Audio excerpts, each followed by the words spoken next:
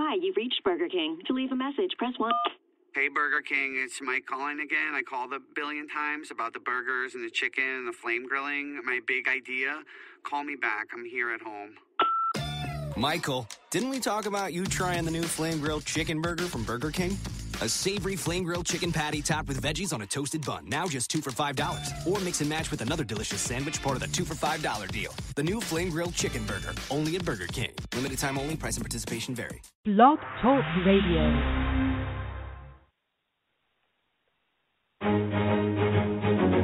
Audio Jungle.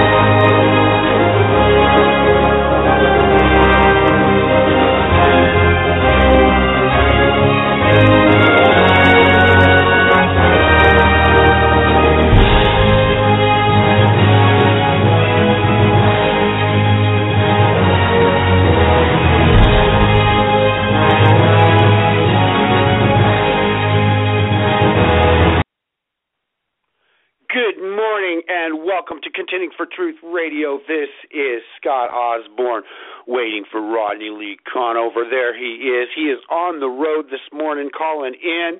We are going to have a great show for you this morning. Looking forward to a great time. Rodney, is that you there? That's me. I can't log into the studio, but I can call in. How about that? How are you? I'm doing great. Been a long week, but doing great.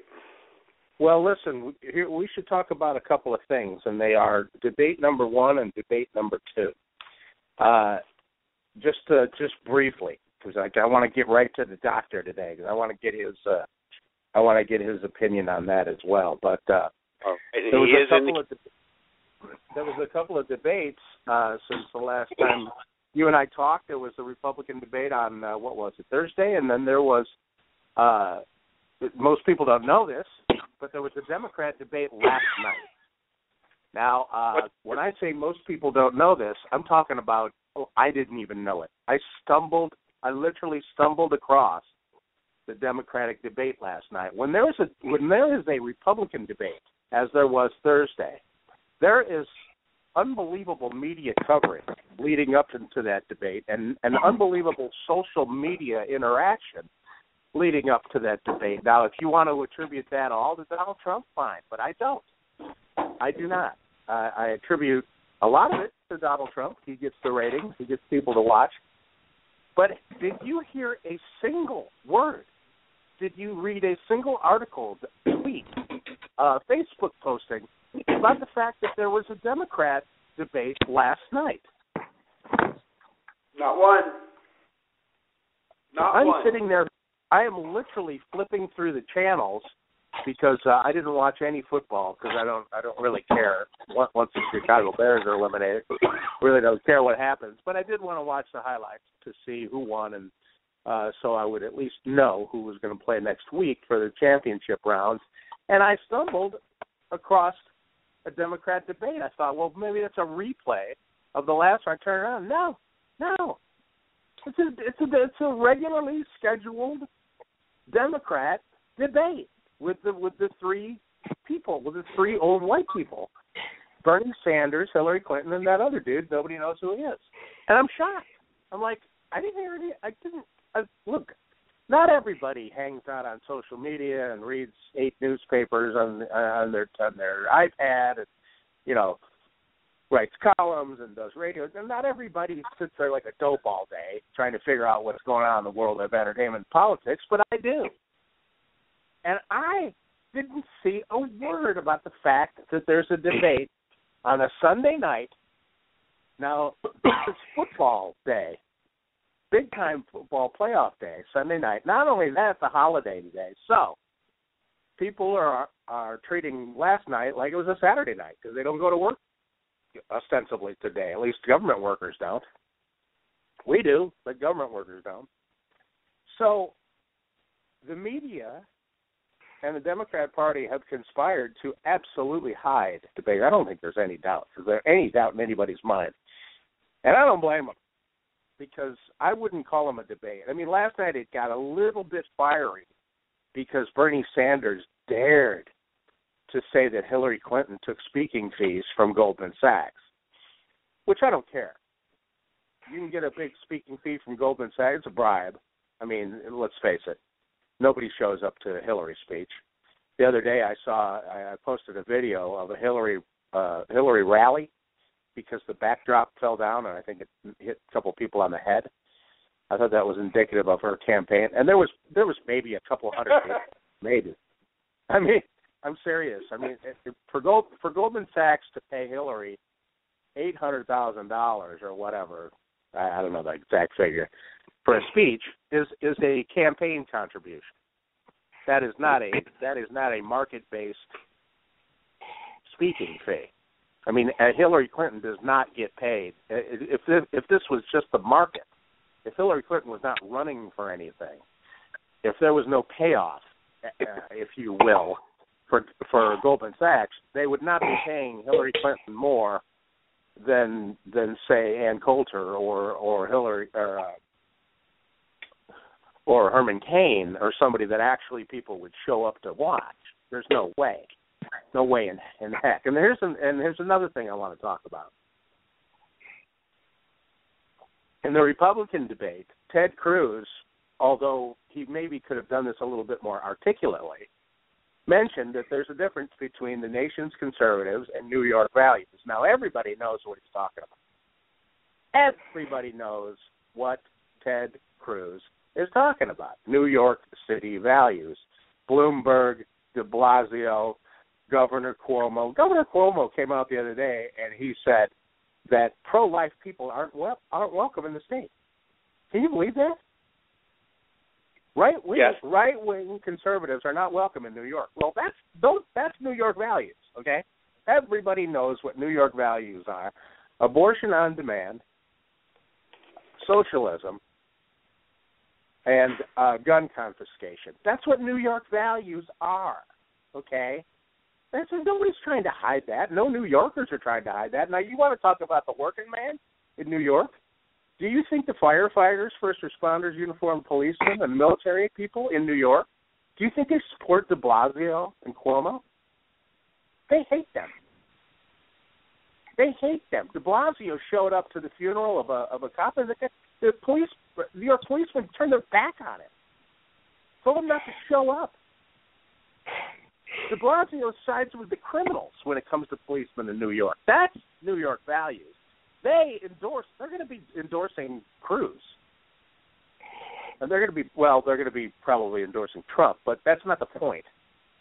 The point is, we all know what Cruz was talking about. Oh, Donald Trump, boy, he threw it. I tell you, some of the shine came off Donald Trump in that last debate, and I'll tell you when. When he started talking about, we pulled together after 9/11, so we're conservatives. No, you're not.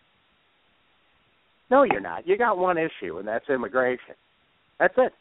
Now, it just happens to be the most important. It just happens to be the most important issue. So, yeah, we dig what you're doing, Donald Trump. We love what you're doing, Donald Trump. We always have. But don't start going after my guy, Cruz, because all of a sudden, his eligibility to become president is an issue. A year ago, you went on TV and said there's no case.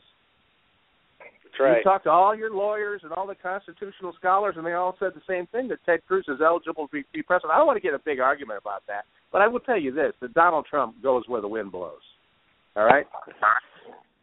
And I think it's time, on that note, Rodney, before we throw the doctor in here, you didn't quote scripture, but you quoted one of my favorite quotes. And we have to throw this. We have to throw this in here if we're going to talk about New York City, and then let's bring the doctor in. John Adams was heading through the countryside, and he wrote a diary. And long before the election, the revolution, on October 23rd of 1974, he said this, and I love this quote. With all the opulence and splendor of this city, of course he's speaking of New York City, There is very little good breeding to be found.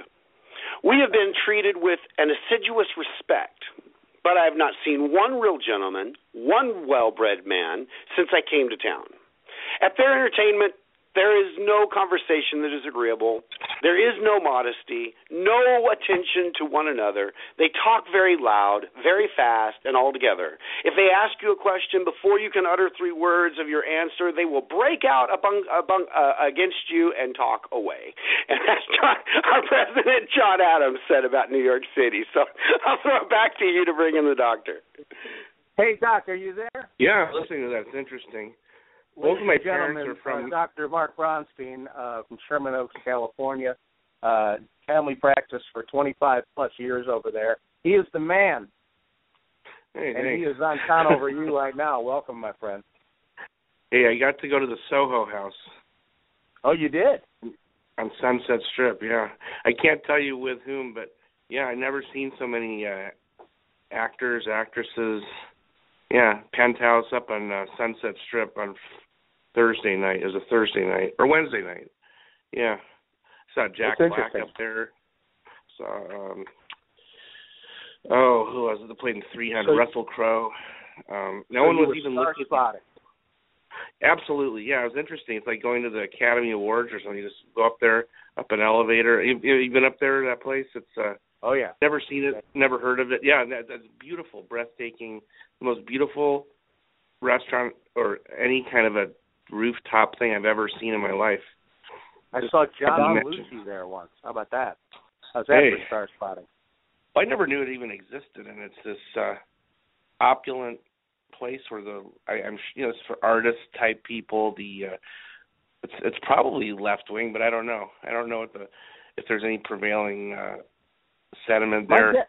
My guess is that Russell Crowe is not left wing. I'm just going to go out on a limb. That's the thing. I don't picture that either. Yeah. I don't think Russell Crowe puts up the shit on from anybody.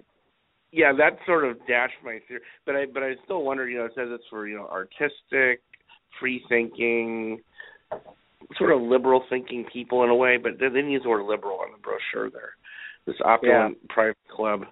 But anyway, that was my exciting thing for the week. And then, so I was just thinking about what you said. My parents were both born and raised in New York, but it was a long time ago. They're in their mid-90s, and their parents immigrated legally through Ellis Island from Russia, Romania. They were my adoptive parents, but still, nonetheless, my parents. And I grew up in Princeton. I lived in Princeton, New Jersey until I was 6. We used to go to New York a lot, and I had uncles there and aunts that lived there, and the thing is, I think there's just such a combination of people there. It's hard to pin it down, but I think that I know that my father's values were, he volunteered for World War II at age 18, and he never stole a penny, and he worked harder than his father died when he was about 9, so he had to work hard and support his family. He had jobs working in construction sites and whatever he could get, and going to school. So that was his values. And then he went to religious school, even though they were poverty-stricken. Somehow he did that and learned morals and ethics and values. He would never steal anything. He always brought us up as more than honest. I mean, I couldn't even tell you to the penny. I mean, to every. And then he killed Nazis during World War II, even though he was anti-gun. He did it anyway, and because he knew it was the right thing to do. And when he came back, he on the GI Bill, he was able to afford to go to college, but was turned down from several colleges in New York City because he was Jewish, and including Columbia University, which I mentioned before. He had to go to NYU because he got into Columbia, but then they found out he was Jewish, and they said, we're sorry, we met our Jewish quota, so we can't have you here. And then he went on to work with various Nobel Prize winners, and he was very smart. He invented the LED and infrared. He has a patent for that in 1952. The first LED in the world, he invented it. And but it was an infrared, so it's all the remote controls, like your remote control TV. That's the infrared LED. He invented that.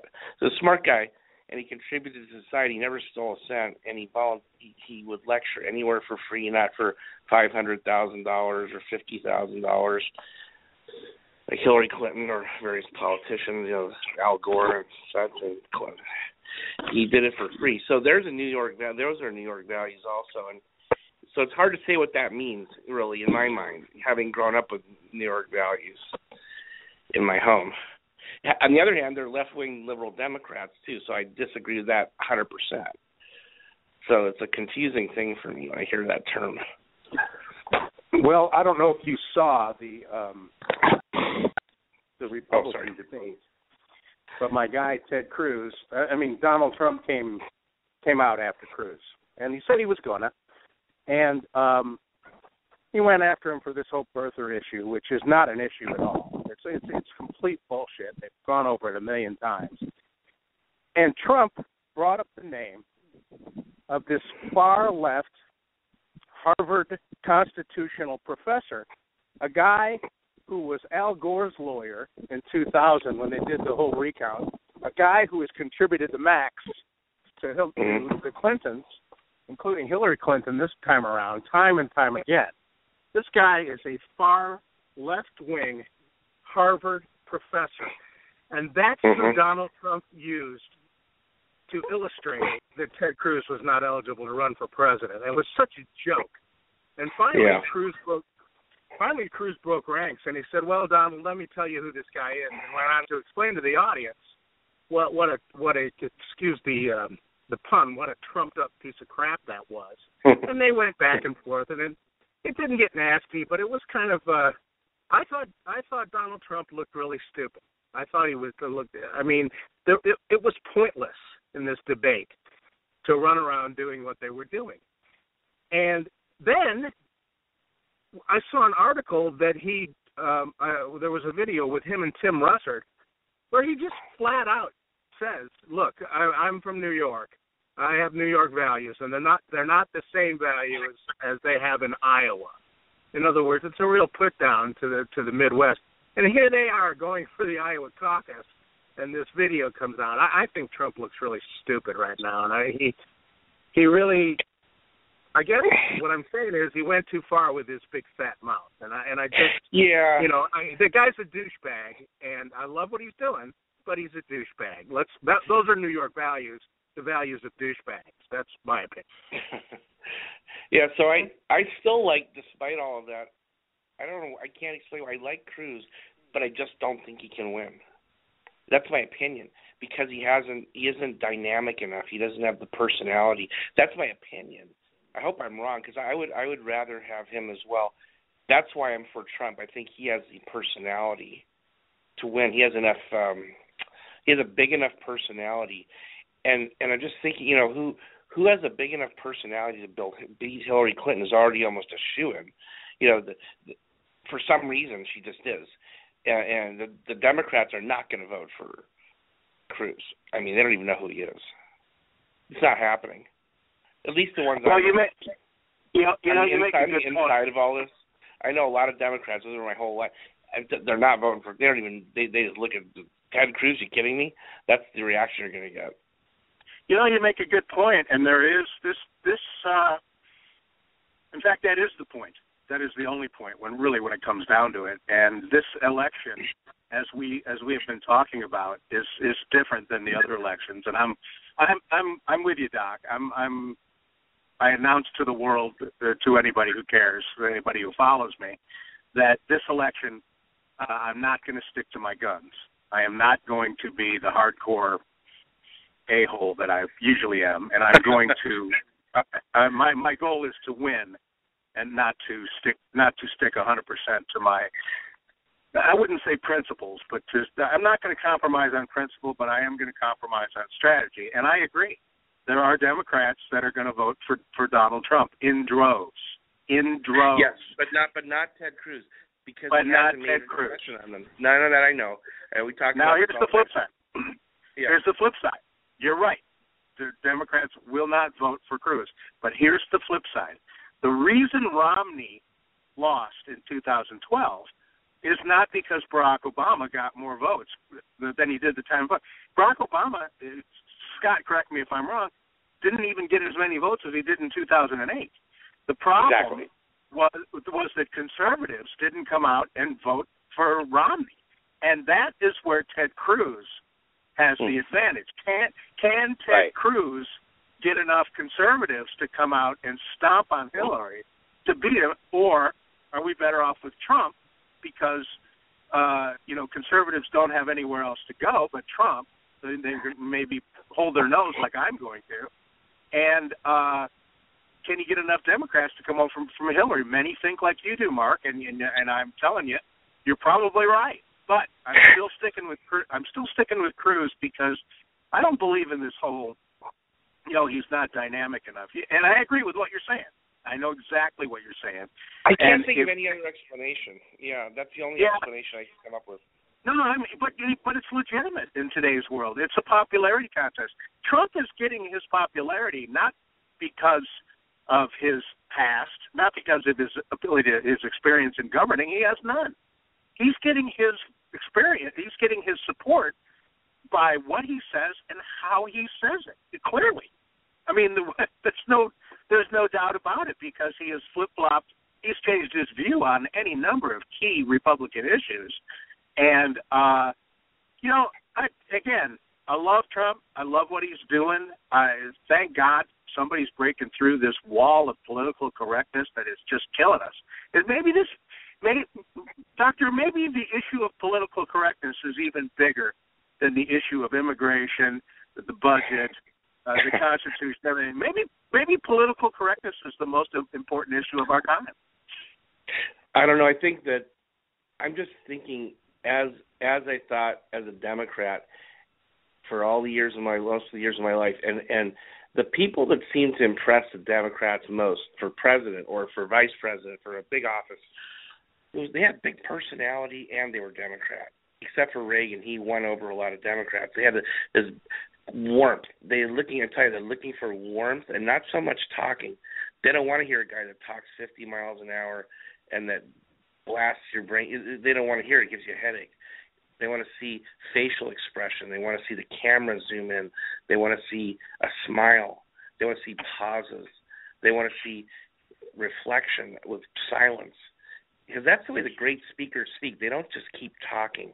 And I'm certainly no great speaker.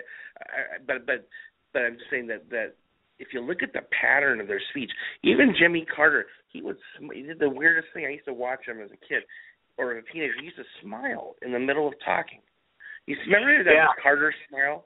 And you wonder, why is he smiling? Because he's talking about something very serious that's not funny and not pleasant. But he break out in a big, warm smile in the middle of some sentence all the time. And he pause. He makes certain pauses. Something that Trump really put me off in the last debate, but something that he did that I really loved and I was cheering him was someone called him angry. So he said, it was Nikki Haley, the governor from South Carolina, said, we don't need a president that's angry. And everybody knows who she's talking about. She's talking about Trump. And Trump and Nikki Haley are apparently friends. And they, it was one of the first questions they put on Trump. They said, well, Nikki Haley, who was in the audience, said you were angry. You're an angry, guy. And Trump said, gladly accept that. I am angry. And he went with it. And I was like, oh, that's such a perfect answer. Because the country is angry. My God, what do you think he's doing up there? He's reflecting the anger of the entire country. He said, you're damn right I'm angry. I'm the angry candidate. Vote for me. I loved it. That's right. I vote for Trump. I love it. He reflects the emotion of the people. He emotes exactly what people are thinking and feeling, and that's why they like him. And they don't give a crap about his hair. They don't care. I like the hair. It gives him more I like the messy hair. It gives him more personality.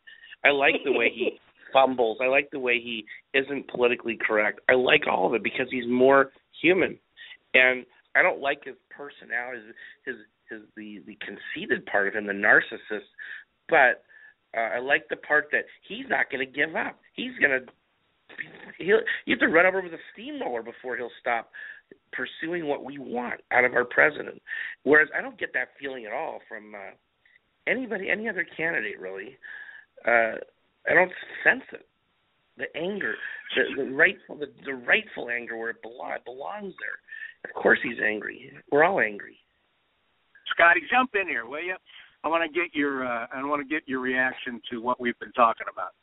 Well, you know, you guys are playing with option A and option B, and I think there's an option C, and I'm a firm believer that Donald Trump really worked hard on it this week in the debate, and that's Ted Cruz wins and takes Donald Trump as his vice president. Number one, I think it's a winning ticket. I think it's a huge winning ticket on a number of reasons. I think Donald Trump continues to get more conservative that way. I'm a firm believer he's been listening for the last year to Ted Cruz on some of these issues that we're not worried about him being extra strong on. And again, I still say this is all set up. I'm going to tell you, what Donald Trump's, he's got some ego, we know. It's overinflated when he gets in front of the camera. I believe that's part of his shtick. I don't believe he has that same kind of a mentality when he's in a business meeting with a board of directors. But he's consistently done the opposite of what any campaign manager would tell a candidate to do. We keep thinking, and you hear the keep saying it. For months now, they've been saying it, oh, that's it, man. Donald Trump just killed himself. It's almost like he's trying to make sure that he wins second place in this so that Ted Cruz can win first place. Because it is. And let me tell you, on this birther issue, there is a tiny fraction of individuals that really actually have a problem with this. I got 4,200 Facebook friends, and they're pretty diverse. And I've only got a couple of friends out of that whole group that really are serious about Ted Cruz's birther issue. And this was an issue that needed to come out now and not in the middle of the general. That's what the primary election is for. And I will stick by my guns till the last day that they did this on purpose, that they're getting a little bit, testy on purpose. The American people, that helps bring them in. It helps make them pay attention. That's what Donald Trump's been doing this entire election cycle, has been saying statements and saying things that make people pay attention. And when they pay attention to Donald Trump, right now they're paying attention to Ted Cruz. And I cannot believe anything except for that is a net positive for Ted Cruz going into this, and Donald Trump and Ted Cruz both know that. I think you're right. I just got this visual of all three candidates, of Hillary Clinton, Ted Cruz, and Donald Trump, all as fishermen. Have you ever been fishing? You notice you're sitting there, and anyone who's been fishing, you look around and it seems like somebody else is always catching the fish, and there's always this one guy, and you can't put a finger on him. He doesn't have the best equipment. He doesn't have the best physique. He's just been doing it a long time, and he just kind of knows how to fish. He knows what he thinks like a fish. Where would the fish be? And you just know it. And same with poker. I mean, some guys always want they belong there. But you look at the guy that comes out like me with all the fancy equipment, better fishing rather than the guy that's catching the fish, a better boat, rented a better boat, rented better equipment, whatever it is, and I'm not catching anything. Paid for more expensive bait. And I'm all fully equipped, licensed, and he doesn't have a license. I'm ready to go, and I'm not catching anything. And Hillary's catching some fish on the other end of it. They know how to bring in the votes. They just know. I think Trump and Hillary, in their own way, know how to bring in the votes. They have different methods. And then there's the guy. You're missing the guy. Unlike Ted Cruz. Yeah, you're missing the guy in the back of the boat who's drinking Miller Lite beer, watching the rest of you guys fish, and going, isn't this a big a waste of time, guys? That's me. That's me in the boat. But you're right. That's a good analogy. That. And so if you're a fisherman, what you do is you kind of make friends with the guy that's catching the fish. He comes in to clean all his fish. You got nothing, right? You go, nice fish. I do that all the time. I go, how did you what kind of bait? You see how much information I'll give you. How much bait are you using? You try to find out what their trick is, how they're thinking, because otherwise you don't catch anything. And luckily, they usually tell you, and then you have a half a chance. So forever. That's I don't know. Well, I don't know if you saw the. Hey, Scotty, jump in here again. I got to take a call. You there, Scotty? I'm here. Well, and Doctor, there's the other side to this that Rodney started talking about that I want to hit as well, and that's the Democratic side. It's these debates that they've been holding have really backfired on them, and they've really tried to protect their own. They're better than the Republicans are at protecting their own. We should have really, the RNC should really, their job should have been a long time ago to make sure that we had 3 or 4 good candidates so that we could have easy debates, not all this 1 million candidates on the Republican stage. But they've been trying to protect Hillary, and in doing so, they've hid the debates, they did this, and they're finding out that it's really backfired in 2 ways. Number one, the Democrats are not getting their message out like the Republicans are. The Republicans are getting their message out to 10 times as many people during this. But, Hillary Clinton is sitting with Bernie Sanders, of all people, on her heels in the early primary state. And I still don't think he's got quite what it takes to win. But, man, he's given her some hard damage. And as we go forward into the next few weeks, she's going to have to really start attacking Bernie Sanders. And I still say he's their Ron Paul. Man, I think you're right, Rodney. I think that Bernie Sanders was brought in to make Hillary look younger and more conservative than she is. And I think it's backfired on him, Doctor. I think that he's really kind of turned into their own Ron Paul. And you're going to have a fraction of those, a portion of those voters, that when he doesn't win the primary, they're going to be really upset, just like the Ron Paul people were. This is the only thing to save our country. How could the Democrats vote for that Hillary Clinton woman? And you got to remember, the far left has never liked Hillary Clinton. Never. For 2 decades, they have not liked Hillary Clinton. Hillary Clinton, when she was in the Senate, was a foreign policy hawk. Now, no matter what, she served under the behest of the president over the last few years. But for her record is pretty hawkish on foreign policy. And boy, they've got a problem there between some of those Bernie Sanders voters and the Hillary Clinton voters. They're trying to hide it from the American people from the debates. And I think it's backfiring on them big time. I think it gives them major problems going into the general. Yeah, I think that for the female voters, the female Democratic voters, and I would guess this applies to, I guess to most of them, I can't imagine they would ever not vote for a female Democratic candidate. I just can't picture it. No matter what they did, no matter what their agenda, no matter what they came out of prison, it doesn't matter. Remember that one mayor of Washington, D.C., got reelected while he was in prison for cocaine use? Barry, I think it was Mayor Barry. Was it Barry? Something like that. That was Washington. That was Washington D.C. It was Marion Barry. Yeah. No, you're right. So it happens. I mean, they really don't care. The people vote for some. The other reasons people get voted in, and some of it's intangible, some of it's just a feeling. They're not going to. Women Democrat voters are not going to not vote for a female Democrat. I'm sorry. It's just I can't picture it. Maybe a few percent. I'll go one step beyond that, Mark, and I've been talking about this for as long as I've been in politics, and that is people are not taking into account, and they will never be able to take into account, the number of women who have, never voted in their life, who are all of a sudden going to vote for Hillary Clinton. There are literally hundreds and hundreds and hundreds of thousands, if not millions, of women who have never voted in their entire life, or they're very young and they never planned on voting, who are going to vote. There's a woman running.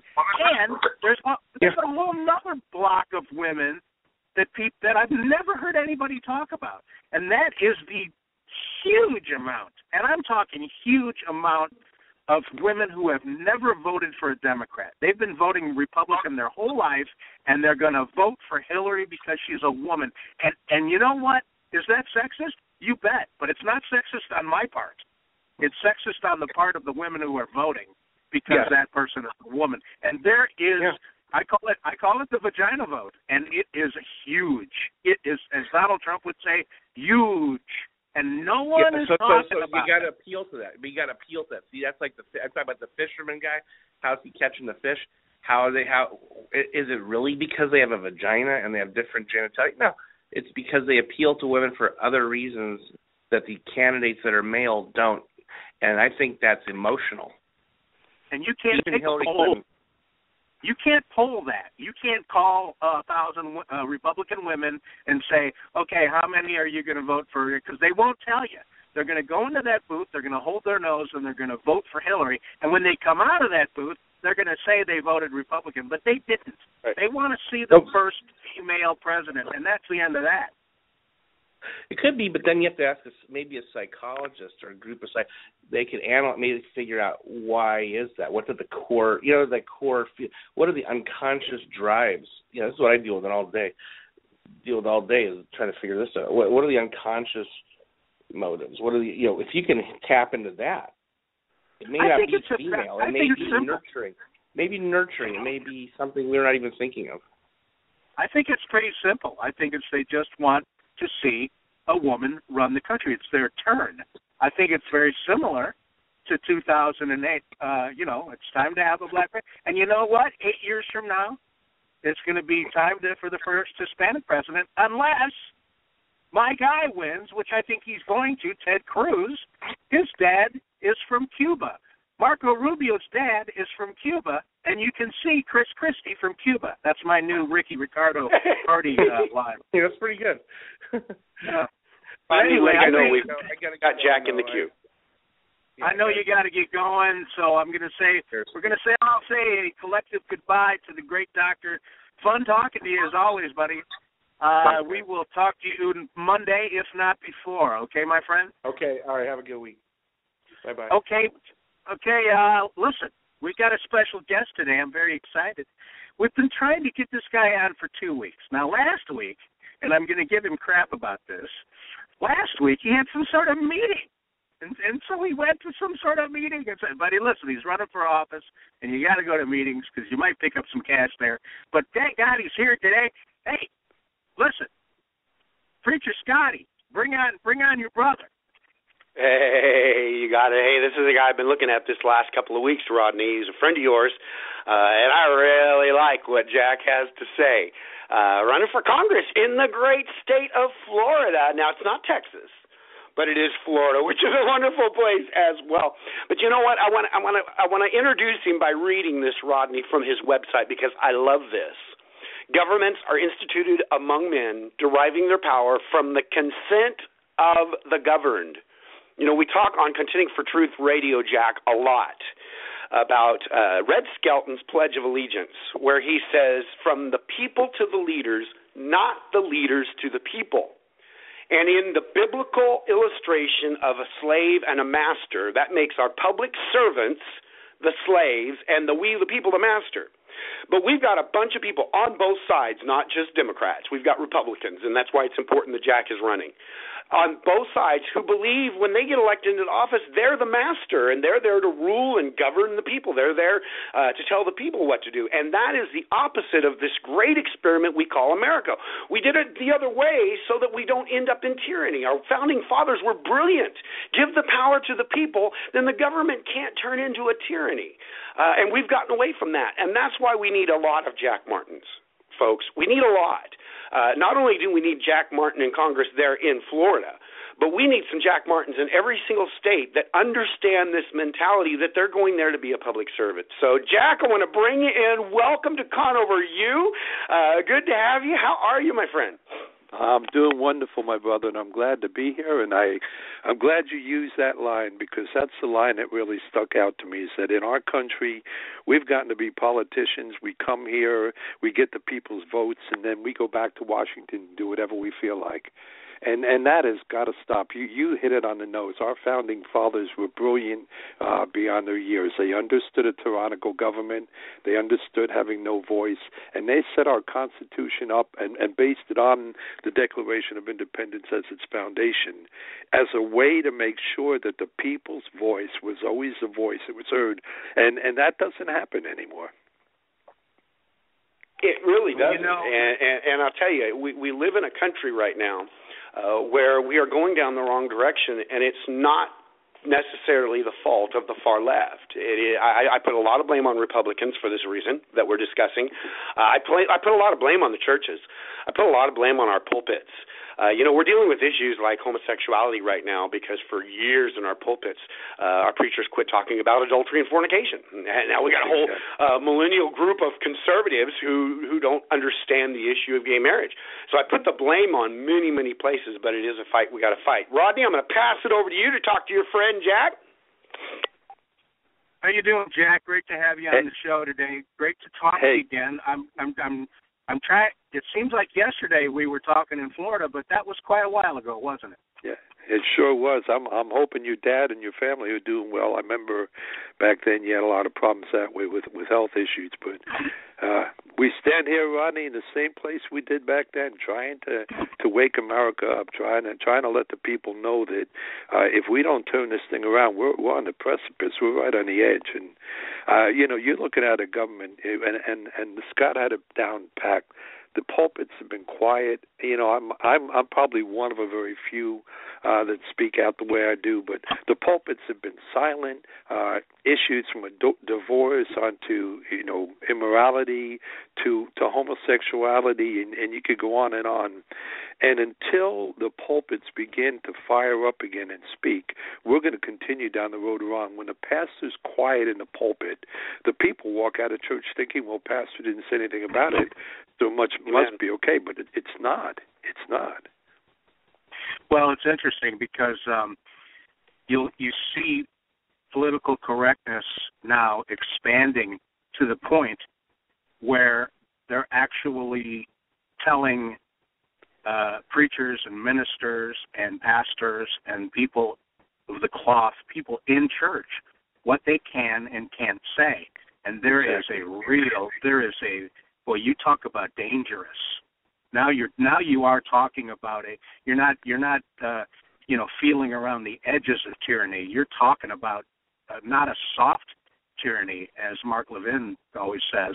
You're talking about a direct tyranny. When you conspire, when a government conspires to control a church, that is the literal definition of fascism. And you are heading down a bad path when you start doing that.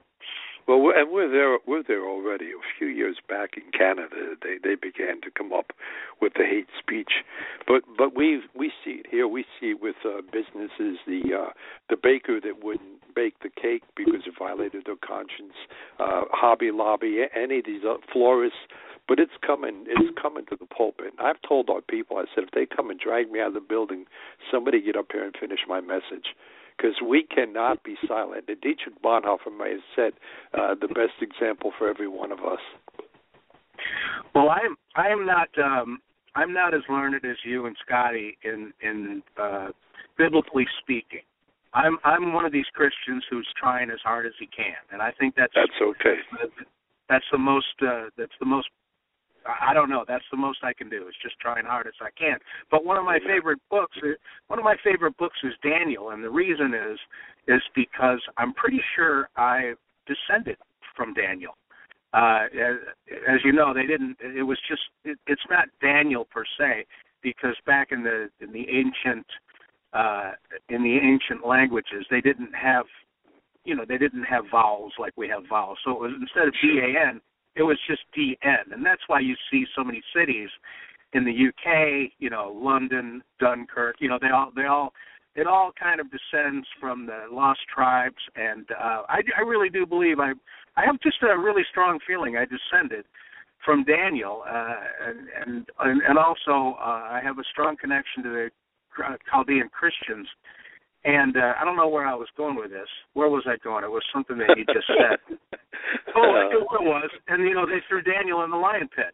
And you said if they drag you out of your church, somebody stand up there and finish your message. Yep. They threw Daniel in the lion pit, and he said, you know what? That's fine.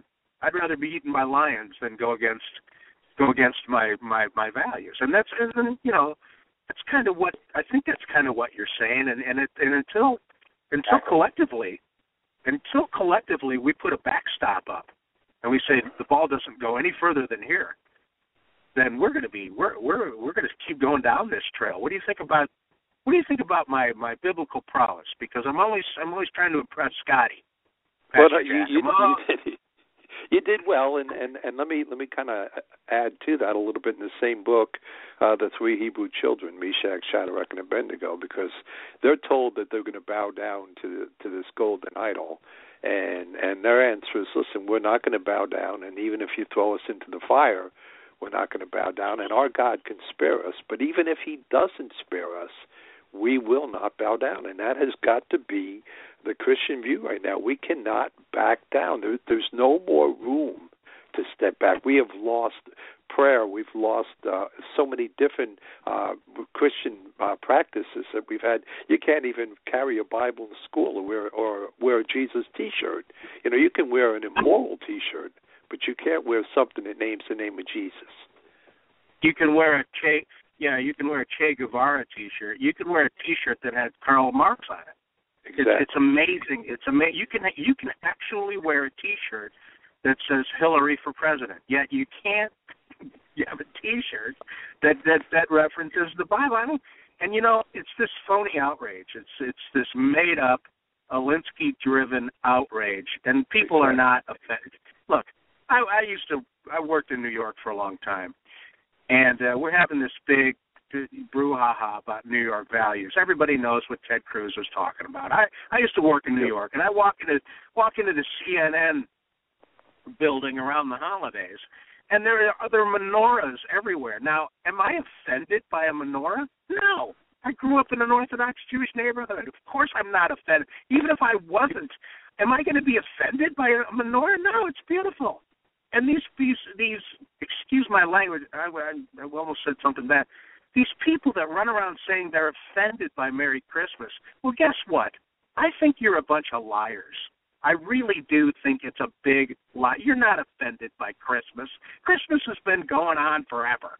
And this is a country that celebrates. It's just another way to silence Christianity. We're not offended by Rosh Hashanah. We're not offended by any Muslim festivities. But as soon as you mention Christmas, everybody gets offended. And let's be real. Anybody that's offended by the words Merry and Christmas, they've got problems. They do. They have one of two things. They've got a psychological problem, or they have a political agenda, and I would say to you that 98% of it is the political agenda. Here's another thing. People that I'm describing, and they are a minority, people who are offended, so to speak, by Christianity, people trying to get in God we trust off the money, and all this rigmarole. Let me give you fair warning. Christians, the reason Christians can be battered around so much, and the reason Christians can be talked about like they are talked about in the media, and derided and discriminated in that sense against, the reason is because we're a bunch of nice people. Exactly. We're not going to take you aside and chop your head off, okay? We're just not good. We're going to turn the other. We're going to turn the other cheek. Now the other cheek's been turned. I only have 4 cheeks total, Pastor Jack, and they've all been turned. And let me put a warning to everybody: long fuse, big boom. Okay, that there's going to be a big boom if it goes on too long. I mean, am I out of order? No, you're spot on, and to be honest with you, that is the exact reason that I chose to run. I felt like the Lord said, Jack, you stand in the pulpit, you preach this every week, your people know, but you've got to get outside the walls. There are people that need to hear. Our nation is going to go the way of all nations if we don't turn things around right now. And it's been the silence of the church. It's been the pastor who is afraid of either the 501c3 loss, or they're afraid of losing the big tithers in their church. Somewhere you got to throw that to the wind and say, I have a higher obligation to God and country, and that's what I'm doing now. I'm looking at our $18 trillion debt, and thinking about my children and my grandchildren, and thinking, what are we leaving them? I'm looking at the moral condition of our nation today and saying, my children have been raised, they've been homeschooled. Every one of them is either in college or through college, and I've got 6 kids, so that my wife homeschooled them. That wasn't an easy task, but they know what's right. But how many kids out there today don't know what is morally right and wrong. Yesterday was Sanctity of Life Sunday. How many people really understand that a child is formed in the womb by God, but instead they'll follow the ways of the world? And you saw Planned Parenthood this year. Those videos that were out, they're criminal in their content. It was silenced immediately, and now the people who took the videos are getting ready to be charged against by Planned Parenthood. Well, Planned Parenthood is going to have their day, and they're starting to be judged. But I don't understand why people cannot. I mean, the information is, we can't use this excuse anymore. Well, the media is left wing, and so that's the problem. No, we can't use that excuse anymore. Exactly. because we have more than the media. Listen, Ronald Reagan didn't have the internet or Rush Limbaugh talk radio. He didn't have Sean Hannity. Ronald Reagan didn't have all of that stuff, but he had the same left-wing media against him. But you know what Ronald Reagan had? Ronald Reagan had young Republicans. Yes, I was a young Republican once. And he had the conservative, majority in America. Yeah. And we still have a conservative majority in America. And now we have all these other ways to get the information out. Sometimes, yes, it's a little convoluted.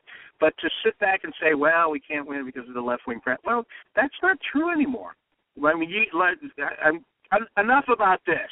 Let's get to your campaign. Let's hear Pastor Jack. First of all, tell our audience what district, and then when I say what district, define it in terms of kind of the area of Florida, because people don't know. People don't know district. And talk about the people you're running against, because you're doing what I'm doing. You're running against Republicans, which I think is awesome. Yep. It's a district in Florida that covers Hernando, Marion, Citrus, Sumter, and part of Lake counties. And it's the candidates. What you have is when our former Congresswoman Ginny Brown Waite was in, she then passed it on to Rich Nugent, who's been our congressman for several years, and he's done a great job. Rich did do it, but he's passing it on to his chief of staff, a young man named Justin Grabel. And I guess my concern there is that we don't get into this monarchical passing on of the mantra kind of thing. There's also another gentleman from Sumter County that is, I believe, in the farm business, who's also big with SwiftMud, which is a governmental agency here. And my argument is, look, guys, we keep putting governmental people in, or we keep putting politicians in. And the longer we do that, we keep sending them back to D.C. to get stuck in the same quagmire. A few years down the road, K Street owns them. And we need somebody principled enough to go there to tell even their own party when they're wrong, no. And that's what I don't see anymore. I'm praying that's what happens here. And I'm running into the standard battle. You have the system, and you have everybody telling you that you can't do it and you can't make it. But I've actually saved a quote from one woman that she gave me that told me that one of the individuals was the anointed, and that, I'm just not going to do it. It would be nice if I could, but I won't. And I refuse to believe that. I'm going to go out every place I can, beat every bush I can, ask every person to help that can, and just pray that I can get there and begin to be at least one voice, and hopefully raise up other voices, like you said at the beginning. Okay. Well, Jack, I got to throw something of yours in here, Rodney. Jack, it's at that point when you ask the question. If you walked into Eric Cantor's office down on K Street and asked him if Jack Martin could beat a powerful incumbent in a primary, and look at the reaction on his face and see what Eric Cantor would say about that. Yeah. Because I think Eric Cantor would tell you, Jack, you have a great chance of winning. There is always a path to a win against a primary incumbent, a powerful incumbent even. We've done the same thing here in Texas. I'm going to tell you, Bob Hall, Barely did it, but, man, with a powerful grassroots team, beat one of the most powerful incumbents in Texas, Bob Dewell. We see J.D. Winteregg, man, with some incredible momentum up in Ohio.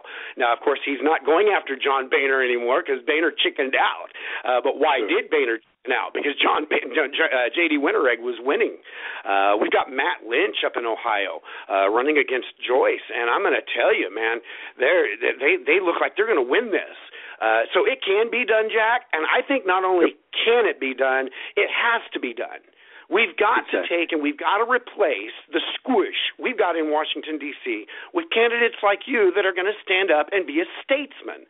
There's a huge difference between a statesman and a politician. And we need to fill Washington, D.C. with statesmen.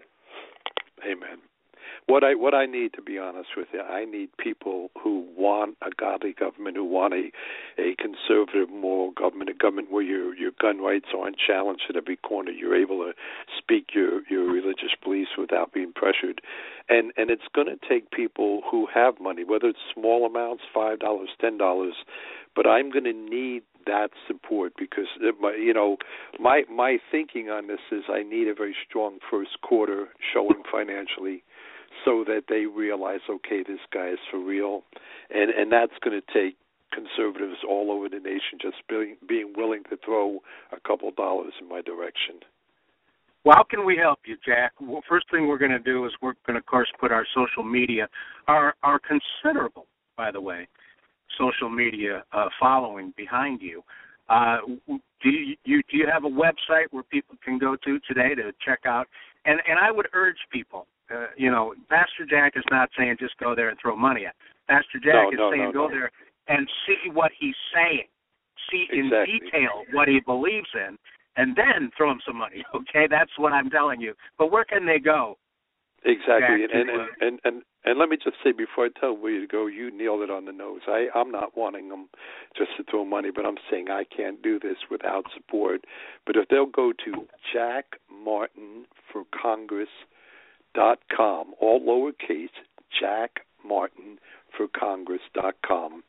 You have the list of my views, of my experience, of what I see to be the major problems. And then if a person wants to donate, there is a place there that they can click on to donate. Well, I would urge all of our listeners to do that. We're also going to, like I said, throw our social media weight behind you because as Preacher Scotty said, we just need that. We need people to go there. And we need people. We need some confidence. You know what I'm saying? We need to put some confidence in people because people around the nation, Jack, not just in Florida, but people around the nation, they've lost their confidence. They're like, there's nothing we can do. Well, there is something you can do, and get out there and do it. Get off your butts and do it. I mean, quit. So tired of people complaining and then not doing. My dad told me something when I was young that stuck with me. He said, don't complain unless you have two answers to that complaint. In other words, if you have two solutions to whatever you're complaining about, fine. But if you don't, shut up. Quit complaining. Exactly. And I will say that about politics. Unless you're willing to do something about it, shut up. Stop complaining because it's the voters' problem. And, we can sit here and we can moan and whine about liberal politicians and this and that. But, you do have the right to vote still. Exactly. So the right to vote also extends to the right to campaign to get other people to vote your way. So let's continue. We've been really successful, by the way, Jack, in helping people. We really are doing our best to help J.D. Winteregg, and we have an organization called Team Joe that is a kind of a, I don't know how you would describe it, but basically it's a quick reaction group all over the country. We see something and we react to it, and we've had a lot of success getting to people and getting to overturn the shenanigans that goes on. And we also use it for our own political devices. We will admit we don't raise money with it, but we do make people aware, and we will certainly use that to make aware of your campaign in Florida. Now, you mentioned your district and you mentioned the kind of the area that's in, but I need you to do one more thing, and that's what people want to hear is what big cities are you near? Like, you're south of Orlando, you're a little bit north of here, and you're a little bit east of where? Because people really want to know that. Okay, we're north of Tampa. We are west of Orlando. Ocala is one of the bigger cities in our area. The other probably would be Spring Hill. But now, what's the major university there in your district? Would be in Tampa U. That would be Tampa U. All right. Well, you're kind of in the what you might describe as a rural part. I'm very familiar with Florida, as you know. You're kind of in a rural part of Florida, so you've probably got a big distance to cover in your travels. Yes. Yes, sir. It's about an hour and 30 minutes from one end to the other. That's a pretty big district, geographically speaking. If you go look at the districts in Miami or you go look at a district in Chicago, they're really tiny because you got all kinds of people crammed into there. You can drive across most of these districts in about 20 minutes. An hour and a half is a big district geographically. I don't know if most people know this, but districts, Congress, in other words, the House of Representatives, districts are made up of a number of people, not areas, but number of people. They're split up by population. Now, you recently, that district has been gerrymandered. In other words, it's been redrawn, correct? Yes, this year it was completed. There's still a little bit of hassles in the courts over, but for now it's settled that these are the boundary lines, and we have a difference of kind of needs. We have an equestrian area down in Ocala, probably next to Lexington, Kentucky, the biggest horse area in the nation. Then you've got forestry, and then you've got agricultural, and it's growing more in the industrial area. So you've got a pretty good spread of people and of needs in our area. Well, you would think that the equestrian people would be all behind you. Now, the swamp people, and I say that in a good way, the Everglades people, whom I love, I just am brothers with the people who live in the Everglades. I wish I lived in the Everglades. They ought to be for you. I mean, you just got to get your message out to them, basically.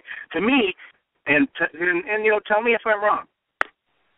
To me, if people are made aware of your candidacy, you're going to have a great shot at winning because you represent a lot closer to the values of the people that are in your district than the other candidates, right? Or am I wrong? I would say without a doubt, and that's not taking anything away from any of the candidates, but I am clearly the strongest conservative, and for all the right reasons, for all the moral reasons. You can fix problems, but if you don't get to the core of the problem, you just go back that road again. And I think I have the best message. I have the best message to point out that what we need to do to get back and to make sure we get back on course and stay there. Scotty, were you jumping in there? Oh, I was just saying a great big amen because it's exactly what's got to happen. And it is a big district. I lived in St. Petersburg, Jack, just below the Skyway Bridge, the base of the Skyway Bridge, so I'm very familiar with that area. And let me tell you, here's the thing. Jack, and I'm talking to our listeners right now. I want you to pay attention, listeners. I want you to turn the television off. I want you to just listen to me and Rodney here for a second. Jack can't do this by himself. And I know I'm going to kind of start sounding like Jerry Lewis here, but Jack can't do it by himself. And any campaign's got two sides to their team. They got a grassroots effort on the ground. We need people that are there in Jack's district or even close. Maybe you're over in Orlando. Maybe you're up in St. Petersburg. Maybe you're close enough to come help him. Come help him on the ground. He's got a lot of ground to cover. Come help put out signs. Come help door knock. Do whatever Jack can help you do. Then you've also got the team in the cloud. You may be living in Alaska. You can still help Jack. You can get out. You might have friends down in Florida you can contact. You can direct your social media towards your connects and your network down in Florida.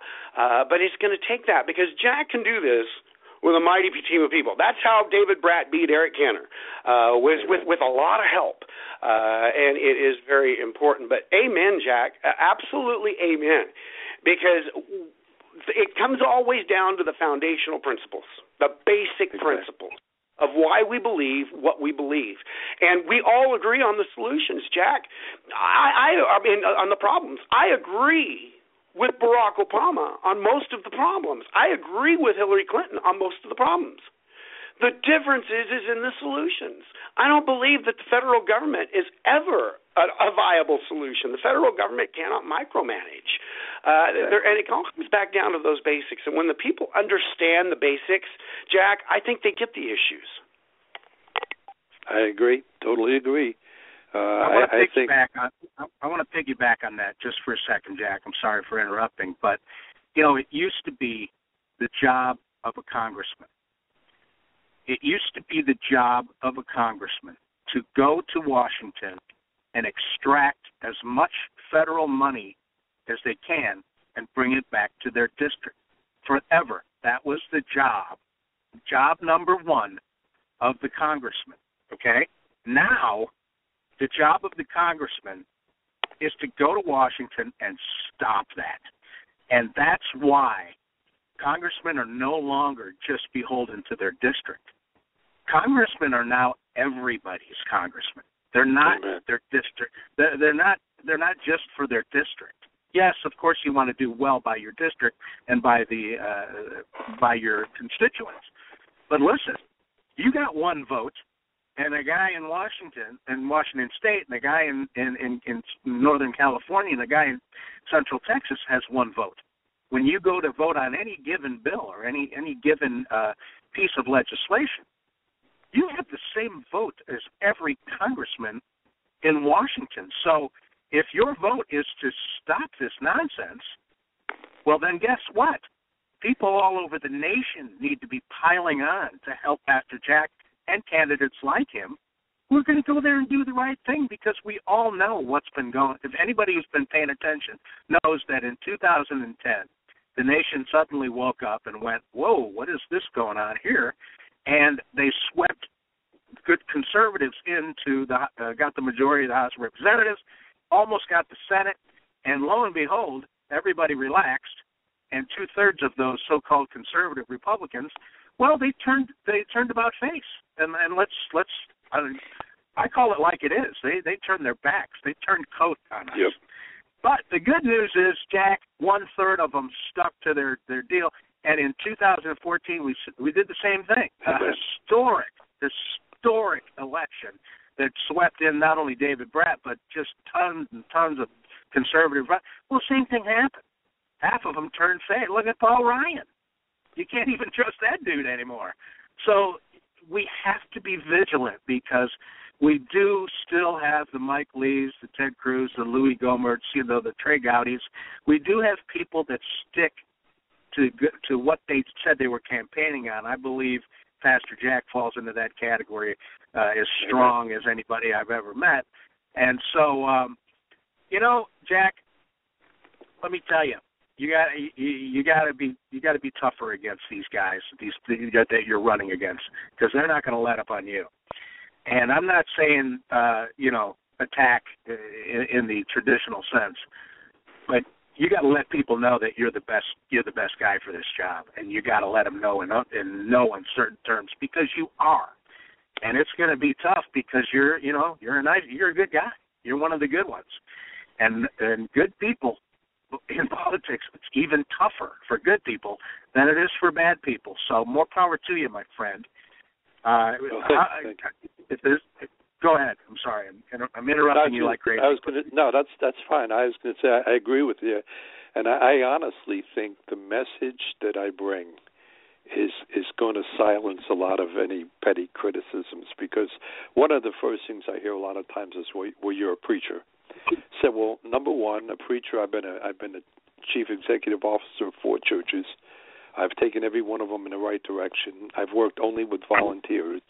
I've made that work. I've been an inventory control supervisor for a corporation. I've held other positions of leadership that require business skills, and they want to make it out to be, well, all you do, just like they do with church, is do you do anything besides get up on Sunday and preach?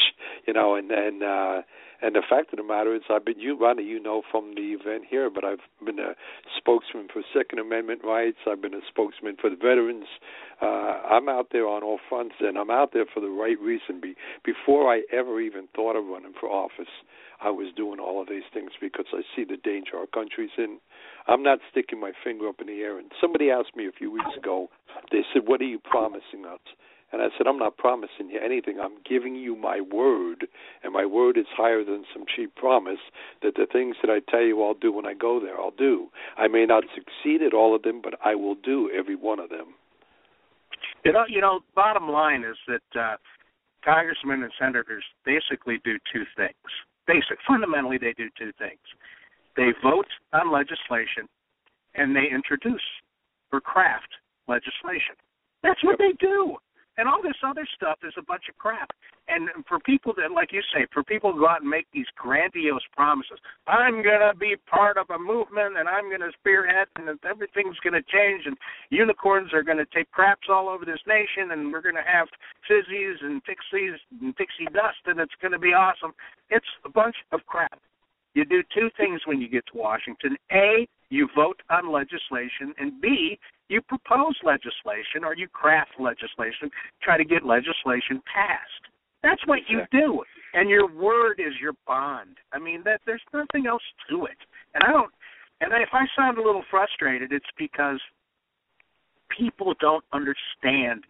They don't take civics classes. And when I was in the 8th grade, you had to take a civics class, and we hated it. Oh, my God, we hated civics class. We had to take 2 civics classes in order to get into high school. I mean, I don't care what your grades were, and I don't care if your dad supplied, school equipment to the school. I don't care who you were. If you didn't pass, and it was pass-fail, if you didn't pass 2 civics courses, you didn't get into high school. Now, they don't even teach civics anymore, much less. I mean, that was a burden. I mean, we had to learn. Thank God we had Schoolhouse Rock back then. But we had to learn how legislation works. We had to learn the separation of powers. We had to have a fundamental understanding of the Constitution and how government works. People don't even know that anymore. People think that the president spends money. The president doesn't spend a dime. It's all appropriated by the House of Representatives, which Pastor Jack is running for. He's running for a seat in the House of Representatives who decides where, how, and how much money is spent in the country. I mean, it's that simple. And people don't understand. No, go ahead. People don't understand the enumerated powers anymore. They've overlapped so badly in the last probably 15, 20 years. When you look at the Supreme Court right now, they basically legislate from the bench. That's what they did on the whole gay marriage, the whole same-sex marriage issue. Obama has been overriding Congress left and right, and Congress, to me, almost seems like they're on unemployment because they're basically there, but they're not doing anything. And if people understood how many things could have been changed if Congress would have stepped up and said we're not appropriating the money for that, but they've allowed him to do what he does, and we have nobody to blame but ourselves. But it is the time to stop it. I've listened to people for months now who will fight the war on Facebook and on Twitter. And I got to tell you, Rodney, until they stop fighting it on Facebook and Twitter and fight it out where it has to be, continue the way we're going. But if they'll step up now, if they'll get behind, not just me, if they'll get behind any principled candidate who cares about our nation, we can turn this thing around. We can turn it back to where it was, and we can build America strong again. We can do it very quickly. The Maoist, I call them Maoist wannabes. That's who I describe the Democrat Party. The Maoist wannabes. They've been at this, my friends, since a couple of years after World War II. They have been at this. They have been turning this country drip, drip, drip into something that is opposite of what made this country great. Okay? They've been at it for 50 years. Okay? Now you think, well, it's going to take 50 years to turn this big cruise ship around. Not true. The reason we can turn it around a lot faster than it got turned around the first time, 50 years, is because we have the truth on our side. They had to do it by subterfuge. Is that the right word, Scotty? Subterfuge? They had to do it. In other words, they had to trick us. They had to trick us, and they tricked us little by little by little. And you know what? We have the truth on our side. We can turn it around very, very quickly. I think we could turn this country around in 4 years. I'm not kidding you, Pastor. If we elect the right people, this thing can turn around in a minute because there are trillions of dollars offshore right now, and big businesses don't want to bring those trillions and trillions of dollars. That's called I think it's called expatriated money. They don't want to bring it back to the United States. But listen, we get the right Congress, we get the right president, that money will come back in 2 seconds.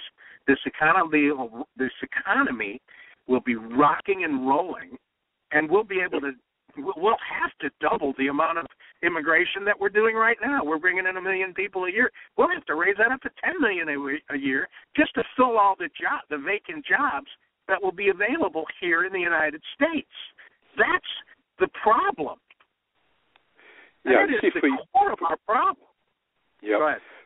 For years, they were what the liberals did was get judges elected, get officials elected. Like you said, it was a slow process, and they got them in place, and then they began to change laws and do stuff. But the people right now, when the people are given back the voice, when they have their representatives there who are listening to the people, you're going to see a wave of change in our country. And I agree with you. I think all that money that's been sitting outside our country, when they realize they can safely bring it back and they can use it to the best of their business and to the country's best, you're going to see that money flow right back into this nation. That's right. Well, and Rodney, I got to throw this in here because, there's, you know me, I have had contact with probably at this point hundreds of different candidates running for office, from supervisors and local level all the way up to the presidency. And there's always a certain candidate that stands out for a real good reason. Bob Hall stands out because I sat and watched him in a meeting where everybody discussed, and Bob Hall was the only one who stood up in the room and said, all right, we got all this information, what do we do? And I just discovered something, Jack, that I looked at your website last week, and I just didn't catch this. Every candidate I've ever gone to a website has the first 2 tabs, basically their home or their about, and then the issues. You don't have an issues tab, Jack. Your tab says the crisis we face. Uh-huh. And I think that really kind of totally distinguishes you, as we've been trying to do this morning. You're not going up to Washington, D.C. because of issues. You're going up to Washington, D.C. because we've got a crisis and we got to fix it. Exactly. And that's the kind of mentality we need. And I want to give this little illustration. I'll pass it back to you, Jack, because I want to ask you another question. But I interviewed Rick Perry and Rick Santorum together on Blog Talk during the last election cycle, and there was a huge difference between the two of them. Rick Perry was out to solve problems. All Rick Santorum did was discuss the legislation that he wanted to write. And there's a huge difference in mentality between sending somebody that they'd like to be a congressman, they'd like to go up there and vote on Second Amendment rights, they'd like to vote on this, they'd like to enjoy the perks. You're going because we're in crisis, we're in a mess, we're at the edge, and I'm a firm believer we can turn this around, but it is going to take a platform like yours. I got to ask you my elevator question, Jack, then I'll pass you back over to Rodney and to go back and forth. But my elevator question is always this. when Pastor Jack was in his garage and he was 10 years old and he was sitting there thinking about what he wanted to do one day. Was it a doctor? Was it a fireman? Or did you think, I think one day I want to run for Congress? How far back do your political leanings go? Kind of tell us a little bit about Jack so our listeners can get to know who Jack is. I think really I didn't get politically active until the Vietnam War era. My stepbrother had gone to Vietnam, and he had come home. He had won 2 Bronze Stars, 2 Vietnamese Crosses of Gallantry. And when he came home to John Kerry and the Vietnam Veterans Against the War. And they so pounded him back then that he actually threw his medals in the trash. I salvaged one. I have it here in my office right now where I'm speaking. I salvaged one of them. He wouldn't let me get the second one. And I grew so bitter at Jane Fonda and John Kerry for what they did. It's like you made people hate our country. And it began to build there, and it slowly built. But then where it really broke out big was September 11, 2001. I've been a chaplain for the fire department for 17 years, and I go in the houses that are on fire with them. Sometimes I run calls with them. I know what those guys do, and what happened on 9/11 when they were running into that building, knowing a lot of them went into that building knowing they were never coming out.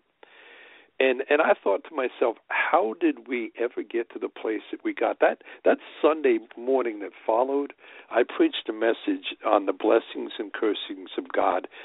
A nation that will do God's bidding and will be blessed. A nation that doesn't do its bidding, they'll literally be attacked on all sides. And I said, people, part of our problem began when we took God out of everything we did. And the more that we've done that, the more vulnerable we've made ourselves. And I said to them that morning, I said, right now people are lining up to give blood around the block, they're waving flags, they're going to church. I said, but if they're not doing that 2 years from now, this nation's going to be in greater trouble than it's ever been in before. And I have watched from that point on the progressive demise of our nation, and I have begun to speak out more and more. I do what's known as Pulpit Freedom Sunday with the Alliance Defending Freedom, where you preach a message once a year that you actually name candidates, you name their beliefs, and you in the end you say, this is who I believe lines up closest to the Christian view, and then you send that DVD to the IRS with a letter telling them that you did it and you wanted them to have a copy. They've never taken a single church to court for that, but it came out of that I realized the gates of hell have got to be stormed. We can't sit back and hope we'll get our land back. We have got to take it back. Amen, Jack. Amen. Rodney, you there? Make sure Rodney hasn't dropped. No, amen, Jack. And I got more. Sorry about that. I was on mute there. Go ahead, Scotty. That's all right, Rodney. I was going to. You quoted Scripture, and you didn't just quote Scripture. I'm Rodney. You quoted my entire Old Testament course, which takes about 75 weeks to go through at 2 hours per week. And that was when you said, word is bond. And, that was the best description, Rodney. We're going to have to go back and we're going to have to type that out because that was the best description in the world of our elected process. We send Jack to Washington, D.C. Jack's telling us right now that he's going to stand firm on his principles, exactly. How he's going to work while he is up there, what kind of servant he is going to be, and he's making us a promise. Now, he can go to Washington, D.C., and he can either keep that promise or not. And, the Old Testament story starts with 4 great promises in Genesis chapter 12 with the beginning of Abraham, the story of the Hebrews. 4 great promises. And the entire Old Testament is based on those 4 promises. And here's the concept. God says he's going to do this if we will do this. Yeah. I guarantee you God will keep his promise. Exactly. And that is the foundation. That's the foundation of the covenants. The covenants, the Old Covenant, the covenant of Moses, the New Covenant, the covenant of Christianity, they're both a great big promise. And we know that God's going to keep his promise. And that is the key. That has been the key to our great nation. For the first many decades of our great country, every single person that was in Washington, D.C. had a faith. And they relied on that faith, and they believed in a God, and they believed in a creator, and they believed in moral principles. What has pulled us away is we get more and more in Washington, D.C. that don't. But I'll pass it back to you, Rodney, but I'm going to tell you, you did. You totally quoted Scripture this morning, because that's the foundation of God's plan of salvation, is the promise, is word is bond. Amen. You know, Pastor Jack, I did this show for 3 reasons. Number one, I love to hear myself talk. Number two, I love to goof around and entertain people.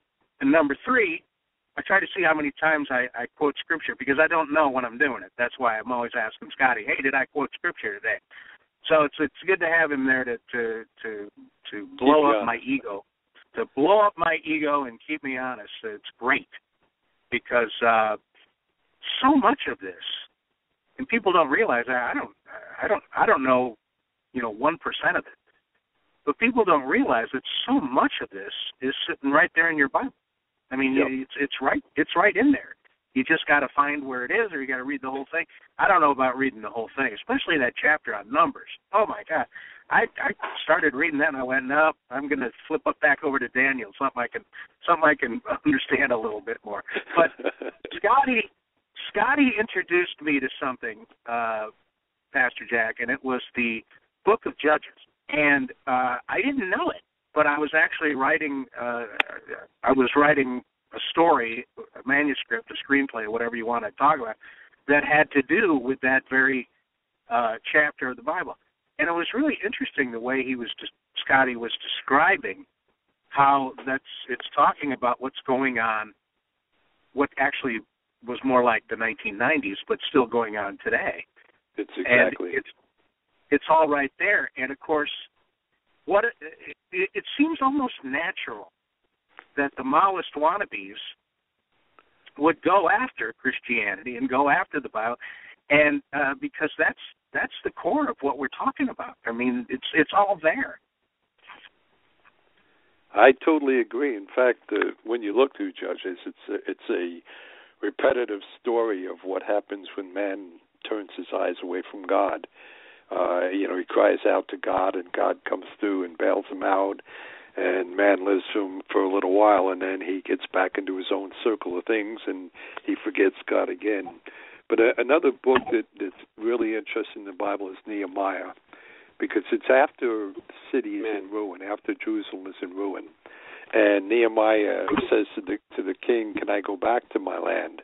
I want to try to rebuild it. He goes back, and he's honest in his assessment. He goes out at night, and he looks, and everything's broken down.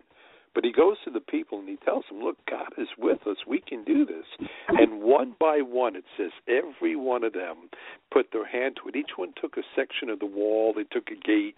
They all began to rebuild. You do read of 1 or 2 people who refused to. But overall, everybody else chipped in, and in record time, they rebuilt the wall, and the city was secure again. We can do that with the United States of America.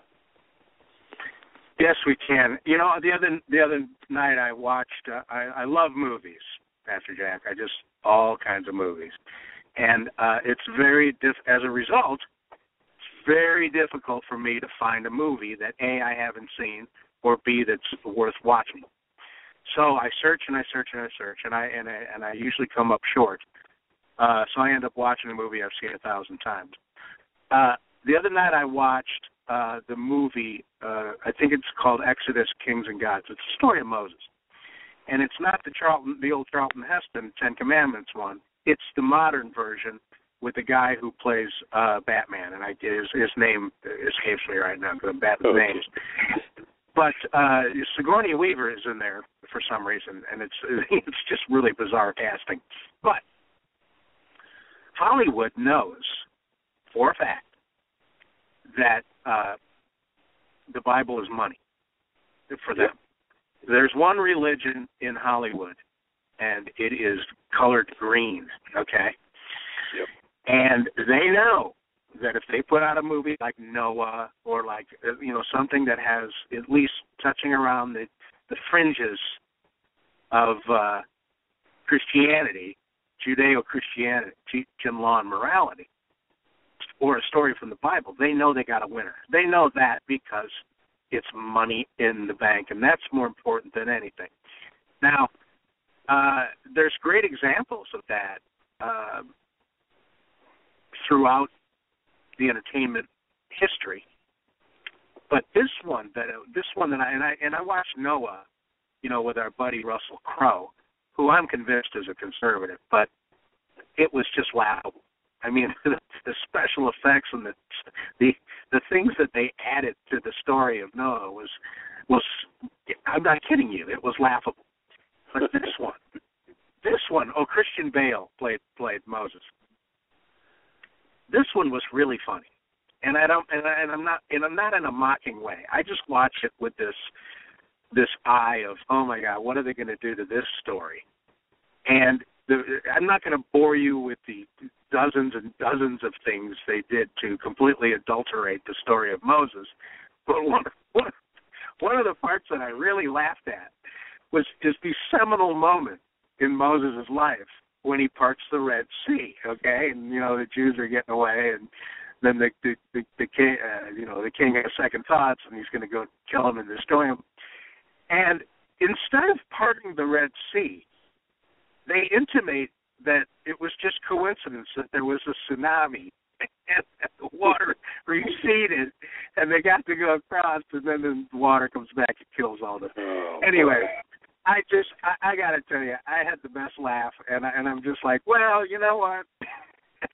I hope that people at least get interested in the actual story of Moses, because Jack, the reason I got involved in Christianity was not because people were preaching to me, and I mean, I'm not trying to knock any reason why people get involved, but how I personally got involved was when I was a kid. I went to the theater in Chicago, and I saw the musical Jesus Christ Superstar, and it was great. I mean, it was just at that point in my life, it was the greatest thing I had ever seen. And, I didn't know anything about the Bible. I didn't know anything about Christianity. I didn't know that much about Jesus, the life of Jesus Christ, to be honest. But I didn't know who King Herod was. I had no idea. All I knew was that he was this funny dude running around the stage singing. And it got me interested in the Bible. Now, I know that's crazy, and I'm not suggesting that's how we proceed, but we do have to attack this problem from the culture side. And I'm convinced it's not. Facts and figures don't work. Jack, I've been trying it for 25 years, and it doesn't work. Things have got, no pun intended, progressively worse. We have to attack it like you are from the cultural side. I mean, am I going nuts? No, you're spot on, and I think that's the difference between fixing the problem and putting a patch on it, is that you can come in, you could put a balanced budget amendment in and stop spending more than we have. You can start reversing some of the social trends. But if you look only right now at the trouble in the neighborhoods where the gun violence is, you look at the statistics here, whether they're white or black, you see how many of those kids come from homes that are broken, that their dads abandoned them years ago. The moral trail to the root of our problem is the heart of the problem, and you can fix all the surface items, but until you fix, I look at it this way: the first unit that God ever created was the family. Then you have him creating human government, and then you have him creating the church. All three of them are models. You need headship, leadership. You need cooperation, teamwork. You need, fiscal responsibility, moral responsibility. And when the family breaks down, the government breaks down, the church breaks. I over the last 33 years in ministry, I can watch how the church is broken down by how the family is broken down. My dad used to tell me that when I was younger. He said, every problem you got it leads right back to the family. Every single problem, every single problem you got, without exception, leads right back to the family. And that's something you don't need to tell an adult. That's something you need to tell a child. And yet, an adult, an intelligent adult, maybe somebody you respect and a friend, and you respect them personally, you respect them professionally, and they're intelligent, and they do the right thing by everybody, and yet they'll turn right around and they don't believe that the family is at the beginning of every problem you can identify. You can trace it, and you don't have to, go around the pond or over a rock. It's a direct line, and it's so obvious to me.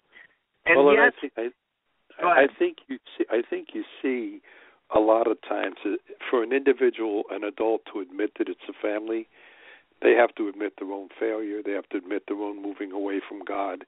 If you ask the average person today who's my age, who went to either parochial school or they went, to church when they were kids, they had Sunday school and children's church, that haven't been in church in 20 or 30 years, and you ask them if it was different back then, they'll acknowledge it was different, but they'll give you some off-the-wall reason. Life was simpler, less complicated. And the truth of the matter, it's none of the above. It's that the family has disintegrated.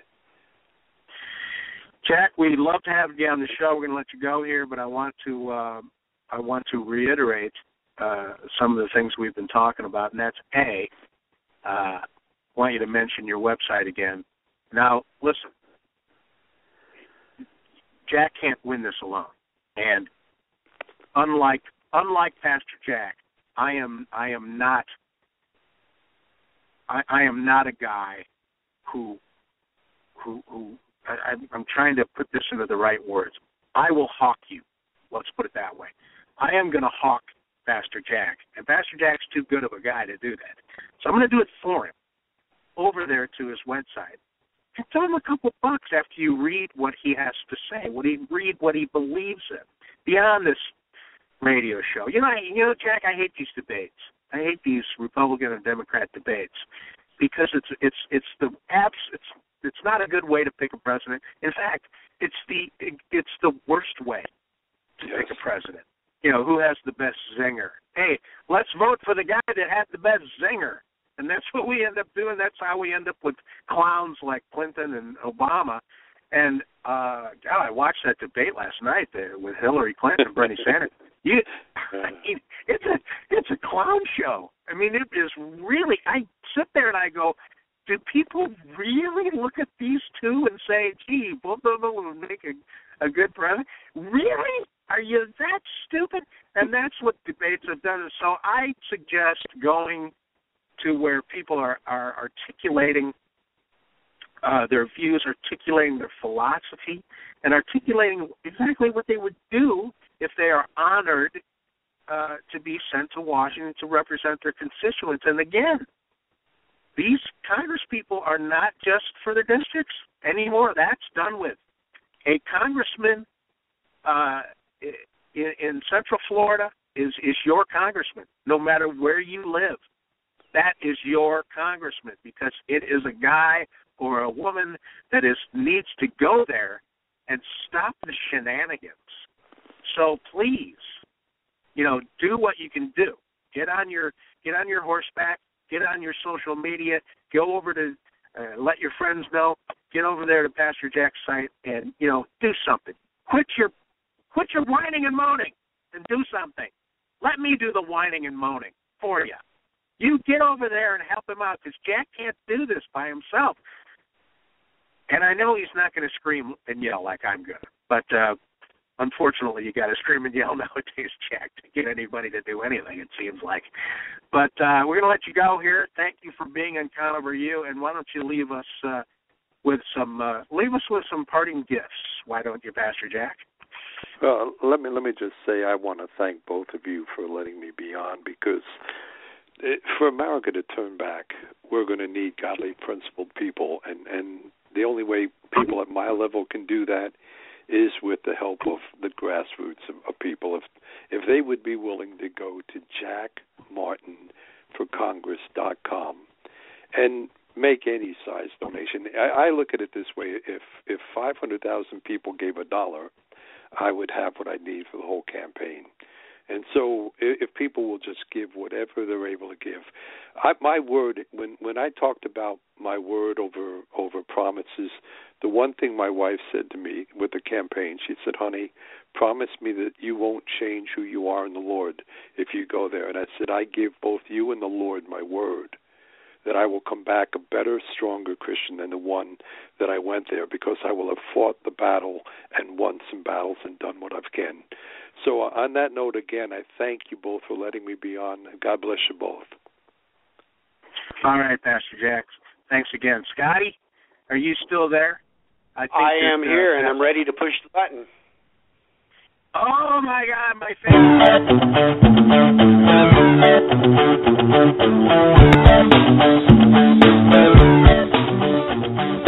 Take this pink ribbon off my eye. Well, that can only be one thing. And it's no big surprise. That can only be one girl, my favorite girl, Jennifer. Jennifer, the editor of college.com, that you're here. I'm so happy, and you're here. Not early, but you're here. Whoa, we got you for a good long time. What's happening, baby? Oh, hey, I'm just glad to be here. I love hearing your guys' voice every morning. You know, they say Mondays are supposed to be bummers, but they make me happy talking to you. So, good morning. I'm going to write a song. I'm going to write a song called "I Like Mondays." It's the opposite of that song, "I Don't Like Mondays." Remember that one from back when we were kids? Anyway, this has been an interesting week, to say the least. I don't know, Jennifer, because we didn't talk, but I don't know if you saw the Republican debate, and I don't think anybody watched the Democrat debate last night except me.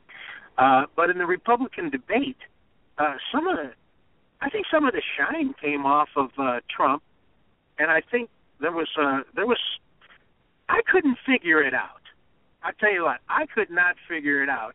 Scotty thinks he has a handle on it, and he's probably right in that this whole thing is a show, man. And I mean, Trump is the ringmaster. And there was a couple of things I really loved about what he did. There was a couple of things that really disgusted me about what he did. Overall, pretty entertaining debate. Everybody knows my disdain for debates and how stupid they are. Because substantively, you don't learn a darn thing. But did you see the debate, Jennifer? I did. What were your impressions? Well, when Trump and Cruz were like arguing, I felt like it was an episode of The Office. You know, like this awkward moment where the audience sort of like feels weird and wants to look away. Like, well, what is going on here? This is a presidential debate. And I'll tell you something. This is true. My husband would probably kill me for telling you guys this, okay? My husband has been in love with Trump since the beginning, like in Trump's corner the whole entire time. He's an outsider. He's going to get things done. We need something different, et cetera, et cetera. Has never wavered in his support for Trump, even when Trump made that comment about, stuff coming out of Meghan's whatever, which I found very offensive. And, just some of the other bloviating things that you're like, geez, Trump, you're good, but you say all this crazy stuff. For the very first time, this whole presidential cycle, after that debate, my husband said, Cruz might have won me over there. So take that for what it's worth. It's a one example, but I'm telling you, not that he still doesn't like Trump. He does, trust me. But he just was impressed by Cruz, and thinks maybe Cruz has earned his vote there because he's so well spoken and so intelligent. And like a month ago, he was complaining that Cruz's voice was too whiny. So you see, there's been an evolution in my husband's thought process, and so that's kind of just a window into the eye of the average voter, someone who's just been kind of watching this, and I found it interesting. And I'm sort of torn between Trump and Cruz in a way too, because despite all of Trump's flaws, and there's many, gosh, I bet you he could get things done. Now, could he get us into World War III? Possibly. Not that we're not already there with Islamic terrorism anyway, but you got to weigh the pros and cons there with that one. But I guarantee you there'd be a wall, and as somebody who lives in Southern California, that is a huge issue for me. So that's kind of where I stand. Yeah, I think you nailed it, and I was hoping against hope that at least something that came out of this debate would be something like your husband. Like the situation you described with your husband, which is, maybe I should take a second look at this Cruz guy because there it is in black and white. I mean, it was just on display for everybody to see how calm and collected he was, and it's kind of a steady hand issue. And I agree with your husband totally. I still love Trump. I still love what he's saying and what he's doing, and I do believe that the core of America's problem lies in the fact that political correctness has made us all afraid. Not me, but has made most people afraid, and certainly politicians, certainly Republican politicians. And I love that Trump just tells everybody basically F you. And as he does say some things that I'm sure offends women and offends this person, offends that person. But you know what? I do like the fact that Trump doesn't care, and I do like the fact. Do you remember the part where one of the moderators said, "Well, Nikki Haley gave the Republican response, blah blah blah, and said you're the angry candidate. We don't need an angry candidate." And Trump said, "You're damn right, I'm angry. I'm angry, folks. I'm going to have that mantle. I am angry." God, I love that. I mean, I just was almost vote. I was so going to vote for Trump if the vote was like a minute later. Can I toot my own horn a little bit? Go. Quick? Well, remember that headline that I wrote for JoeForAmerica.com that was shared over 100,000 times? Yes, I do remember. The headline was, yes, I like Trump. Yes, I am angry. People are angry. And you know what? We have a right to be angry. I'm so sick and tired of like, oh, you're angry, you angry person. You're an angry person. Yeah, we're angry. That doesn't make us bad people, and that doesn't make us not rational people. And how come when the Black Lives Matter folks can be angry, that's all fine and good, and God bless those people, those, et cetera, et cetera. But, a white person gets angry, and all of a sudden, oh, what's wrong with you, you angry white person? You're disgusting. Get away from me. Like, there's such a double standard there. Yeah, we're angry. Our country has been flushed down the toilet by Barack Hussein Obama, and we're pissed. And the Democrats. He had help. Yeah, and the establishment Republicans. They were sitting around picking their whats too as he was doing the whole thing. So there's a lot of blame to go around. Yeah, I think that Barack has gotten more help from Republicans than he has from Democrats. I really do.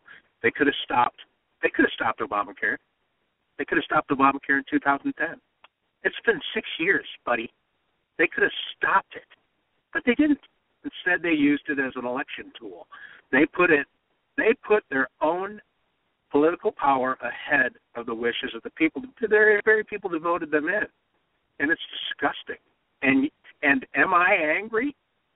That's why I was so happy with Trump's answer to that, because any other politician would have answered that Nikki Haley question like this. They would have said, well, I think maybe Governor Haley is misinterpreting anger for passion. I'm very passionate about what I believe in, and I'm wanting to screw you. I'm angry. Anybody who's not angry, what's wrong with you? You're not angry? Boy, I'd be angry. I don't care who you are. And the idea that being angry somehow makes you you're disqualified. You don't think Barack Obama has been an angry person his whole life? Look at who he married. You want to see anger? Listen to Michelle Obama for 2 seconds. Now, I'm not knocking her because she's angry. She has her own reasons to be angry. The other day, she gave a speech where she said, the problem with America is white people. Oh, you mean the people who put you into the White House? Those white people? Or just some white people? And you know what? It's okay, like you say, it's okay for her to be angry. But it's not okay for me to be angry? Yeah, it is. And even if it isn't, I'm angry anyway. But that's beside the point. Jennifer, what the heck is going on in the college campus since we last talked to you? Anything we should know about? And say hi to Scotty, I do. please. He's hi, over there. Scotty. I there's a lot of the saying, which is kind of depressing because you're thinking, look, we've made fun of these safe spaces and these ignorant college students who are criticizing the First Amendment for so long. You'd think that they're going to finally wise up. No, we have Northwestern University's president writing an op-ed in defense of safe spaces, and we got students poo-pooing the First Amendment still, and it makes you want to bang your head against the wall. But, there's one thing I want to follow up on from last week, and that is this. Remember I told you about that professor that a student had recorded him saying that, white conservative men are more dangerous than radical Islamic jihadists.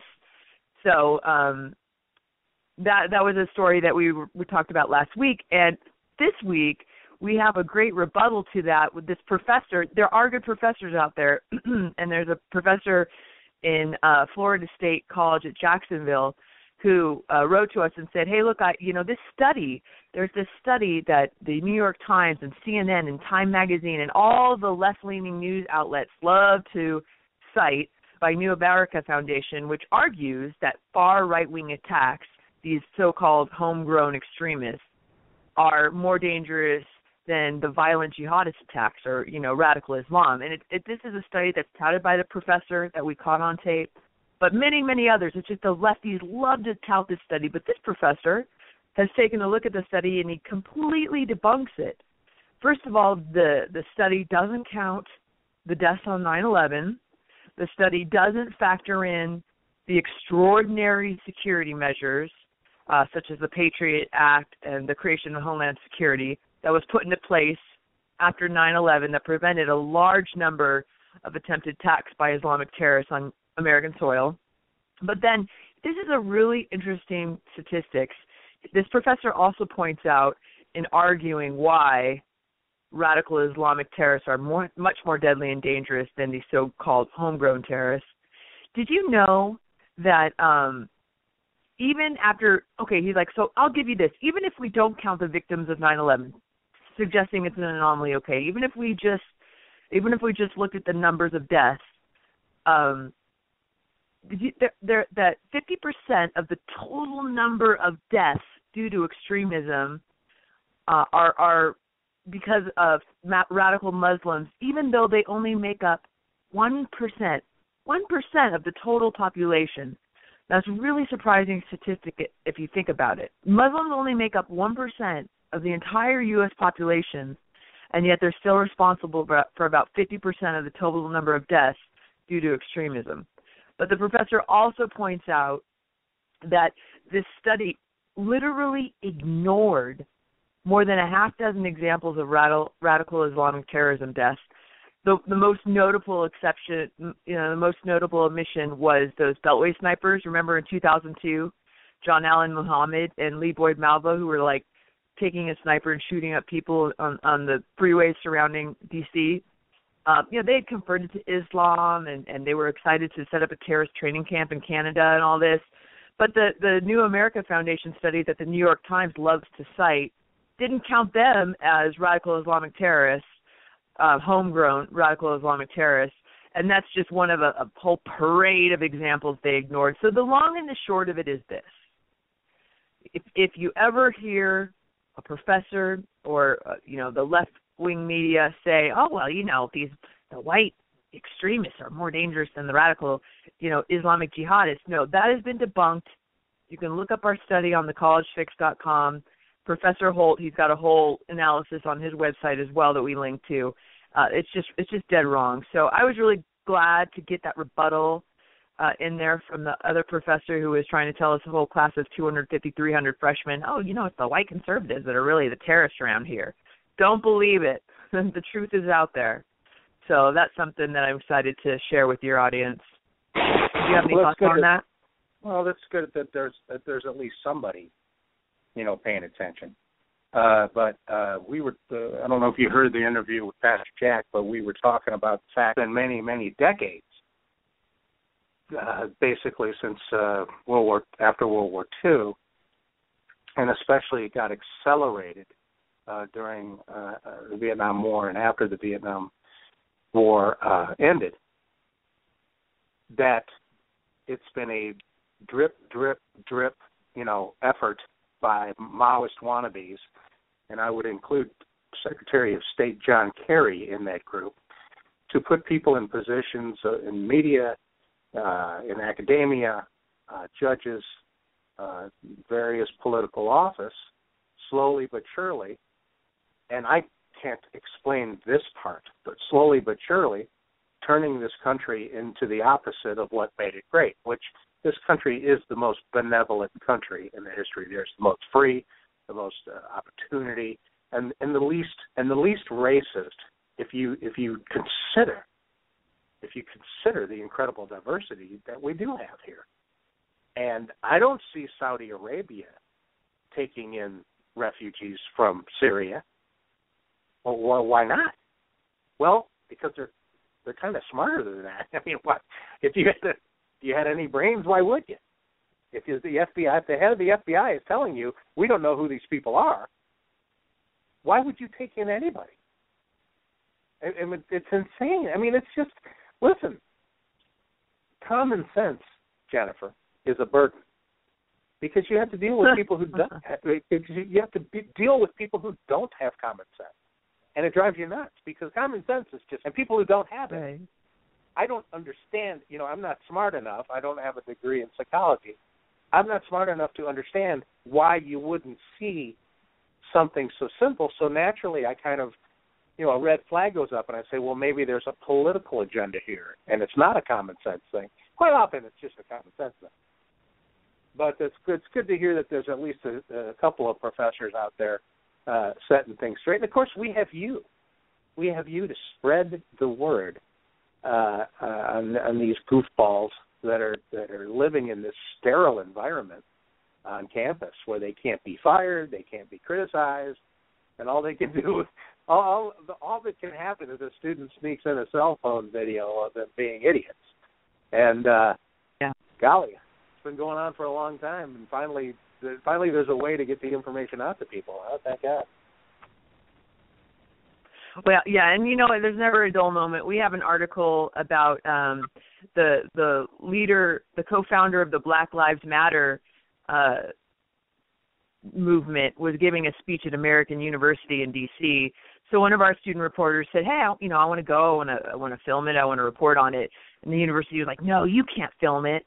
So he goes in with his cell phone camera, and he gets the lady saying on his cell phone camera, record the cops, record all the cops. I mean, there's hypocrisy. We got a story. I mean, it's ridiculous.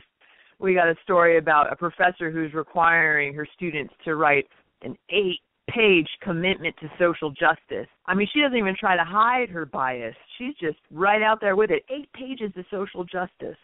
Social justice is one of those left-wing, words that, social justice to them is fighting for the whole slew of secular progressive causes that they champion, and the professor wanted the students to write on it. One gal wrote on the Rate My Professors website, which is a way that students can warn each other about other classes. She's like, just write what the teacher wants and get the heck out of there and never look back, So that's, I mean, these kids have this mentality where just keep your head down and just push through, and these crazy professors, and once you get your degree, you don't have to worry about it anymore. Just get out of there, man. We have another story about how Penn State wants students to report microaggressions to administrators. I mean, every little thing. Oh, he called me a name. Johnny called me a name, teacher. You know, he looked at me funny. He made fun of me. I mean, my God, is this preschool? Is this preschool? I mean, while I'm sitting there telling my 8-year-old daughter, don't be a tattletale. You know, sticks and stones may break my bones, but names will never. You know, what are we teaching these kids? They're so freaking narcissistic. Teaching them to be a bunch of pussies. Teaching them to be a bunch of pussies. That's what we're doing. You know, in my point, there's never a dull moment at the college. Trust me, it's just like every single day some new absurdity. It's just insane.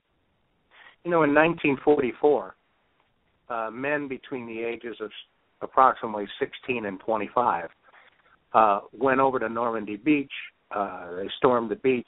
They got into little tin cans and went underneath the Pacific Ocean to fight Tojo's Navy. They trudged across Europe in their bare feet. They went into the deserts of northern Africa to fight Rommel's tanks. Almost certain death for most of them. That's what men did, and I call them men, 1944, ages approximately 16, 20. You know what they do now? Oh, I'm offended by your words. You made fun of me. You made a joke. What happened? When did we become a bunch of pussies? I mean, it seems like it happened very recently. Honest to God, it seems like it's happened in like the last 5 years. Am I going nuts? Well, it's the way that we've been raising our children over the last 2 decades. You know, you remember back in the day, children were singing and not heard, or, you know, they put themselves to bed, they brushed their own darn teeth, they gave themselves their own darn bedtime. I mean, you know, it's like the world didn't revolve around children. Nowadays, I mean, you can't go through your Facebook feed without seeing like 50 pictures of somebody's kid, talking about how wonderful their kid is. I mean, everything the kid wants, you know, you're holding their little bathrobe on the way to brush their teeth, you know, you're putting them to bed is like a 30-minute ritual. You got like 8 steps. You know, you're kissing them on the forehead. You're telling them, "Oh, you read a book? How wonderful!" You're giving them a standing ovation. I mean, these kids are raised to think that they're royalty, and then we wonder why they turn around and act like it. You know, well, I'm trying to instill in my kids, like, hey, look, you know, the world doesn't revolve around you. Well, here's another thing, and you certainly know more about parenting than I do. I've not raised a kid from scratch yet. I get used ones, and I raise the used ones. But I think I'd probably be good at raising a kid from scratch. I think I would do a decent job. But I will tell you, there's no way I'm doing it unless I have a great mommy like you, Jennifer. I would love to have a great mommy like you, and then I would do it. But here's the point. When you get out in that big, bad world, you're not going to have your parents. You're not going to have your government. You think you're going to have your government, but you're not. You're not going to have people that will come to your rescue and have all this empathy for your little sensitive problems. You're going to be out in the big, bad world, and you're going to get your ass kicked, okay? You're going to get your ass kicked all over the field because you're a pussy. And people don't want to hear that. And sorry, you think Donald Trump's a pussy? No, he's not. None of you. I mean, I am shocked, I say, at the pussification of America. And I don't understand it. Yes, I'm an old fart. I grant you that. But things have not changed in the grand scheme of life. And they never will. And that is, young people are not stupid. They're just impressionable. All right? Number 2, the world is, and always has been, a pretty rough place. I mean, you go back to the days of the caveman, and there were wars. Why? Because some people wanted the good watering holes, and they wanted the good-looking chicks. And some women wanted to be protected to raise a good family, and they wanted to be near the good watering holes. And since then, things have not changed that much. People still want the good watering holes. People still want the good mates. People still want a safe place for their children. And that's all over the world. And they're going to fight to get that. And they're going to fight you to the death, and they're going to kick your butt around the street, and they're going to be greedy, and they're going to do all of these things. And I don't know. I don't know how people survive not knowing that. I'm not saying you walk around and you be a jerk, but at least keep one eye on the road. Do you know what I'm saying? Keep in mind that that's the world you live in. And I mean, would you agree with at least the part about me being an old fart, Jennifer? At least that part. At least. Anything else? Yeah. I mean, look at Obama. I mean, you want to talk about am I allowed to say? Yeah. I mean, I don't want to be crass, but PUSSY. I mean, have you seen how he throws a baseball? Have you seen his mom jeans? I mean, and then those fake tears. I mean, you remember when Al Gore was accused of being a beta male? No, Obama takes the cake. He's like a beta male on steroids, right? He's a beta. And by the way, look, I don't want to say that I don't respect. I mean, look, don't get me wrong. I don't think the way to go through life is to be, a tyrant and a bully, but that doesn't mean that there isn't some value in confidence, in standing up for yourself, and setting an example of strength. I mean, when did strength become a bad thing? When did masculinity become a bad thing? It's not a bad thing. Don't believe these leftists and these feminists who are trying to wussify all men. I mean, no, be a man. We like it. I like it. Trust me. But yeah, there's been this paradigm shift in America thanks to these feminist professors and these, wimpy liberals. I've been saying this for a while now that, I'm torn. When it comes to political correctness, I'm torn because I know how bad it is for the country. It's terrible. But the really great thing about political correctness is it makes it real easy for me to make a good living. It really does. Because people don't want to hear political correctness. People want to hear the opposite. People want to hear the unvarnished truth. And so political correctness has allowed me personally to have a wonderful life. And having said that, I still hate it. But I make a living hating it. So it's kind of, it's almost like I got a government job. I don't want to really solve the problem, then I'll be out of the job.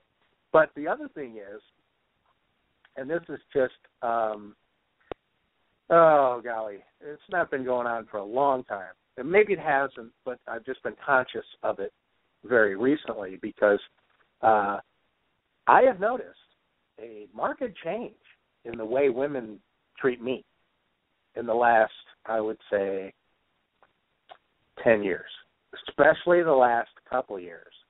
And that is, really? I get taken back a little bit the way women treat me, only because I don't kowtow to them. I don't, I don't try to be a woman. I don't try to be like, I can't explain it. I guess I'm coming back into style. Do you know what I'm saying? Because the women look around and they go, gee, there's some attributes that I like in men, and they're few and far between anymore. I mean, I'm not saying I'm anything special. I'm not. I'm just me. And I think what you're saying, Jennifer, is that some of those attributes are kind of instinctual, if you will, for sure. what women want. Now, having said that, what I know about women, you could put in a thimble. I admit, I don't know what the hell. I don't even know what the hell you're saying at the time. But I do know this: there has been a change in the last 10 years in the way women are looking at men, and they're looking at them like, "What happened? Where are the men? Where are they?" And they're looking around, going, "Where'd they go?" When you see a guy spending an hour and a half in front of the mirror getting ready to go out for the day. Now, wait, I'm not saying everybody should be like me and spend no time looking in the mirror, but come on, you're going to wear makeup. You're going to this thing where men are getting their toes done. I just okay, if that's what floats your boat, fine. But don't be surprised if women look at that and go, "What kind of a pussy are you?" And just set me straight, will you, Jennifer? Honestly, somebody needs to. Look, there's been a change in America, over the last 2 decades where, this notion of manhood and what it is to be a man has been altered. The left is winning in a way. I mean, with, you know, the rise of transgender, you know, celebrations, and the rise of, you know, I mean, again, look at our president. You're not off base, you know, in thinking like, what's going on here? What's the change? But I think it's important to remember that we don't always have to believe what the left-wing media tells us. We don't always have to believe what Hollywood tries to tell us.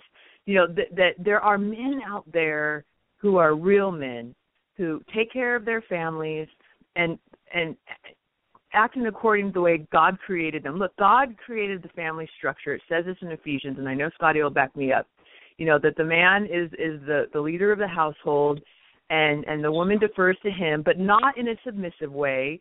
She loves him as he loves the church. It's the way that God set up the family.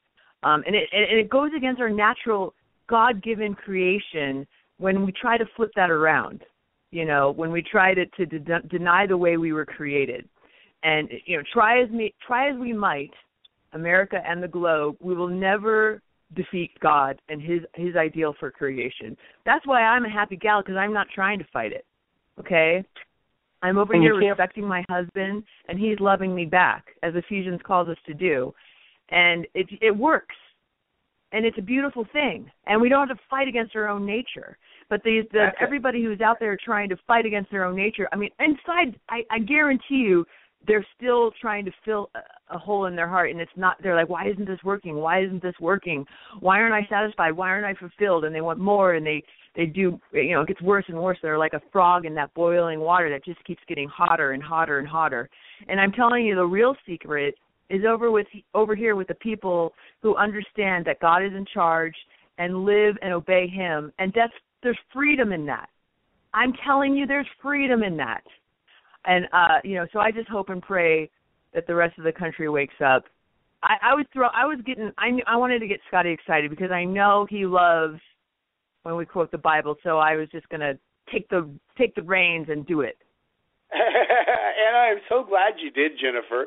And somehow we've gone 10 minutes already past our overtime. But, man, great conversation because of that. And, you know, I am so glad, Jennifer, that you brought up the sticks and stones may break my bones, because that's one of my big pet peeves.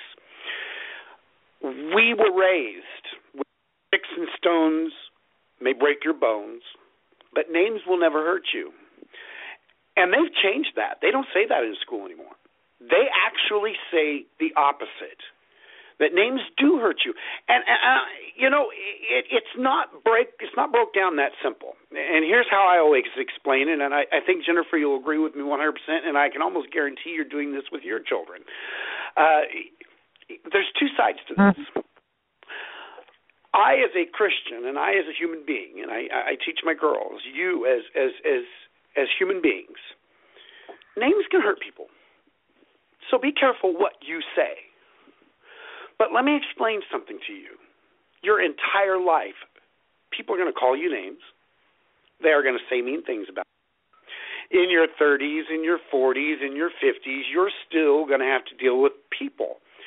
And so you learn to throw that stuff over your shoulder. I'm teaching you to throw it over your shoulder, and I'm also teaching you, be careful what you say to somebody else, because that's biblical.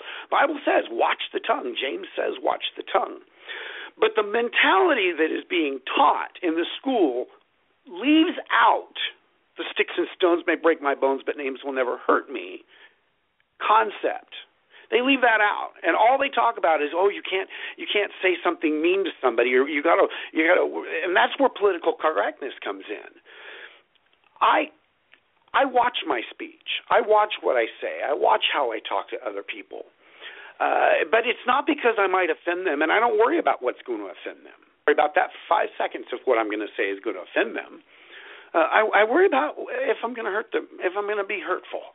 But I do that on a personal level. And so it's a great discussion, Jennifer. As always, of course, that's a message that if they started teaching in our colleges, we could absolutely change society. I wish. And so, Jennifer, thanks. Rodney, thanks. Thank Jack, you. what a great interview. I don't know how much, Jennifer, you got to hear of Jack's interview. Very impressive. Very, very impressive. The kind of people that we need in Washington, D.C. Go to jackmartinforcongress.com. Go to the College Fix. Is it the or College Fix? I don't want to get the wrong one, The Jennifer. College Fix. Please, how you're at it is put the, or there could be trouble. That's right. I made the mistake of following that once. I want to do it again. Yeah, okay. .com, and of course, great time with the doctor as well. We've got some great things coming up on Conover U, as well as Contending for Truth Radio. Friday, we are in the middle of the story of King Saul, speaking of Bible in the Old Testament, and I'm going to tell you, if you've never studied the story in the Old Testament, when you picture King Saul, I want you to picture Jack Nicholson, okay? Because if I were casting the movie about King Saul, Jack Nicholson would be who I would pick to play King Saul. King Saul's nuts. He's crazy, and we're getting into something the most crazy time of his life on Friday. Join us on Ladies Bible Class on Friday morning as we continue our walk through the Old Testament. We have got tomorrow. We got somebody on American Sovereignty, but I am forgetting somebody else booked somebody for us, so I'm forgetting exactly who it is. But we got a guest tomorrow night on American Sovereignty Radio, and then Saturday Symposium. I'm going to tell you, Glenn and Dan, and as well as Gary from the Dakotas, is really rocking. They've got some guests lined up. They've taken that show off on their own. You won't hear me Saturday mornings anymore on Saturday Symposium unless I just call in. I kind of had to pass some stuff off, and it's one of those things. So join us on Saturday for that. It's going to be a great show. They've got some great people. I think it's Tammy Locke that is going to be on Saturday Symposium this coming up week. And, of course, next week, and I was going to, Rodney, are you still there? Let me look at the thing and make sure Rodney is up. You're there. Are you going to be in Iowa next Monday? Next Monday, that's right. We're going to be doing our show partially live from Iowa, the Iowa caucuses that Ted Cruz is going to win. That's right, I said it. Well, and you and I, Rodney, and I want to take a couple of seconds to talk about this. Working on an article on this, but we got some stuff deleted. But Camp Cruz, Rodney, I think, is going to be Ted Cruz's secret weapon. And you have a very, very close friend who is the king at Camp Cruz, and his name is Ken Brolin.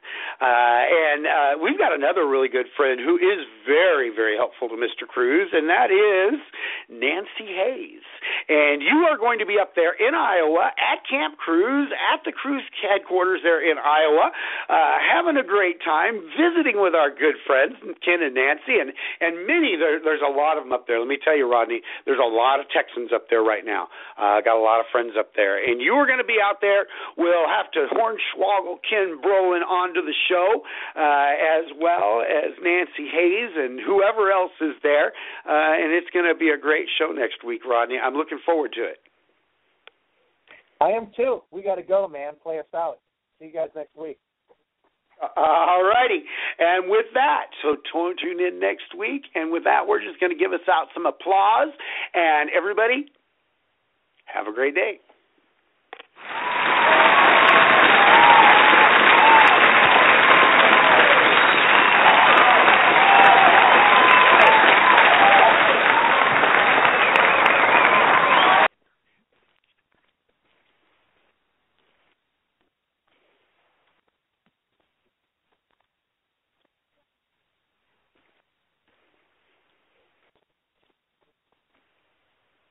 Geico presents sharing versus oversharing. Yesterday, Cliff Sora shared a top 10 list of hot fusion restaurants, a vegan gluten-free mashup recipe, and a podcast featuring organic food trends. Oh, TMI, too much internet information. That's oversharing. Cliff, Geico has something worth sharing with your friends. Like how on Geico.com you could save hundreds on your car insurance, update your policy, and report a claim. Gluten-free info that's easy to swallow.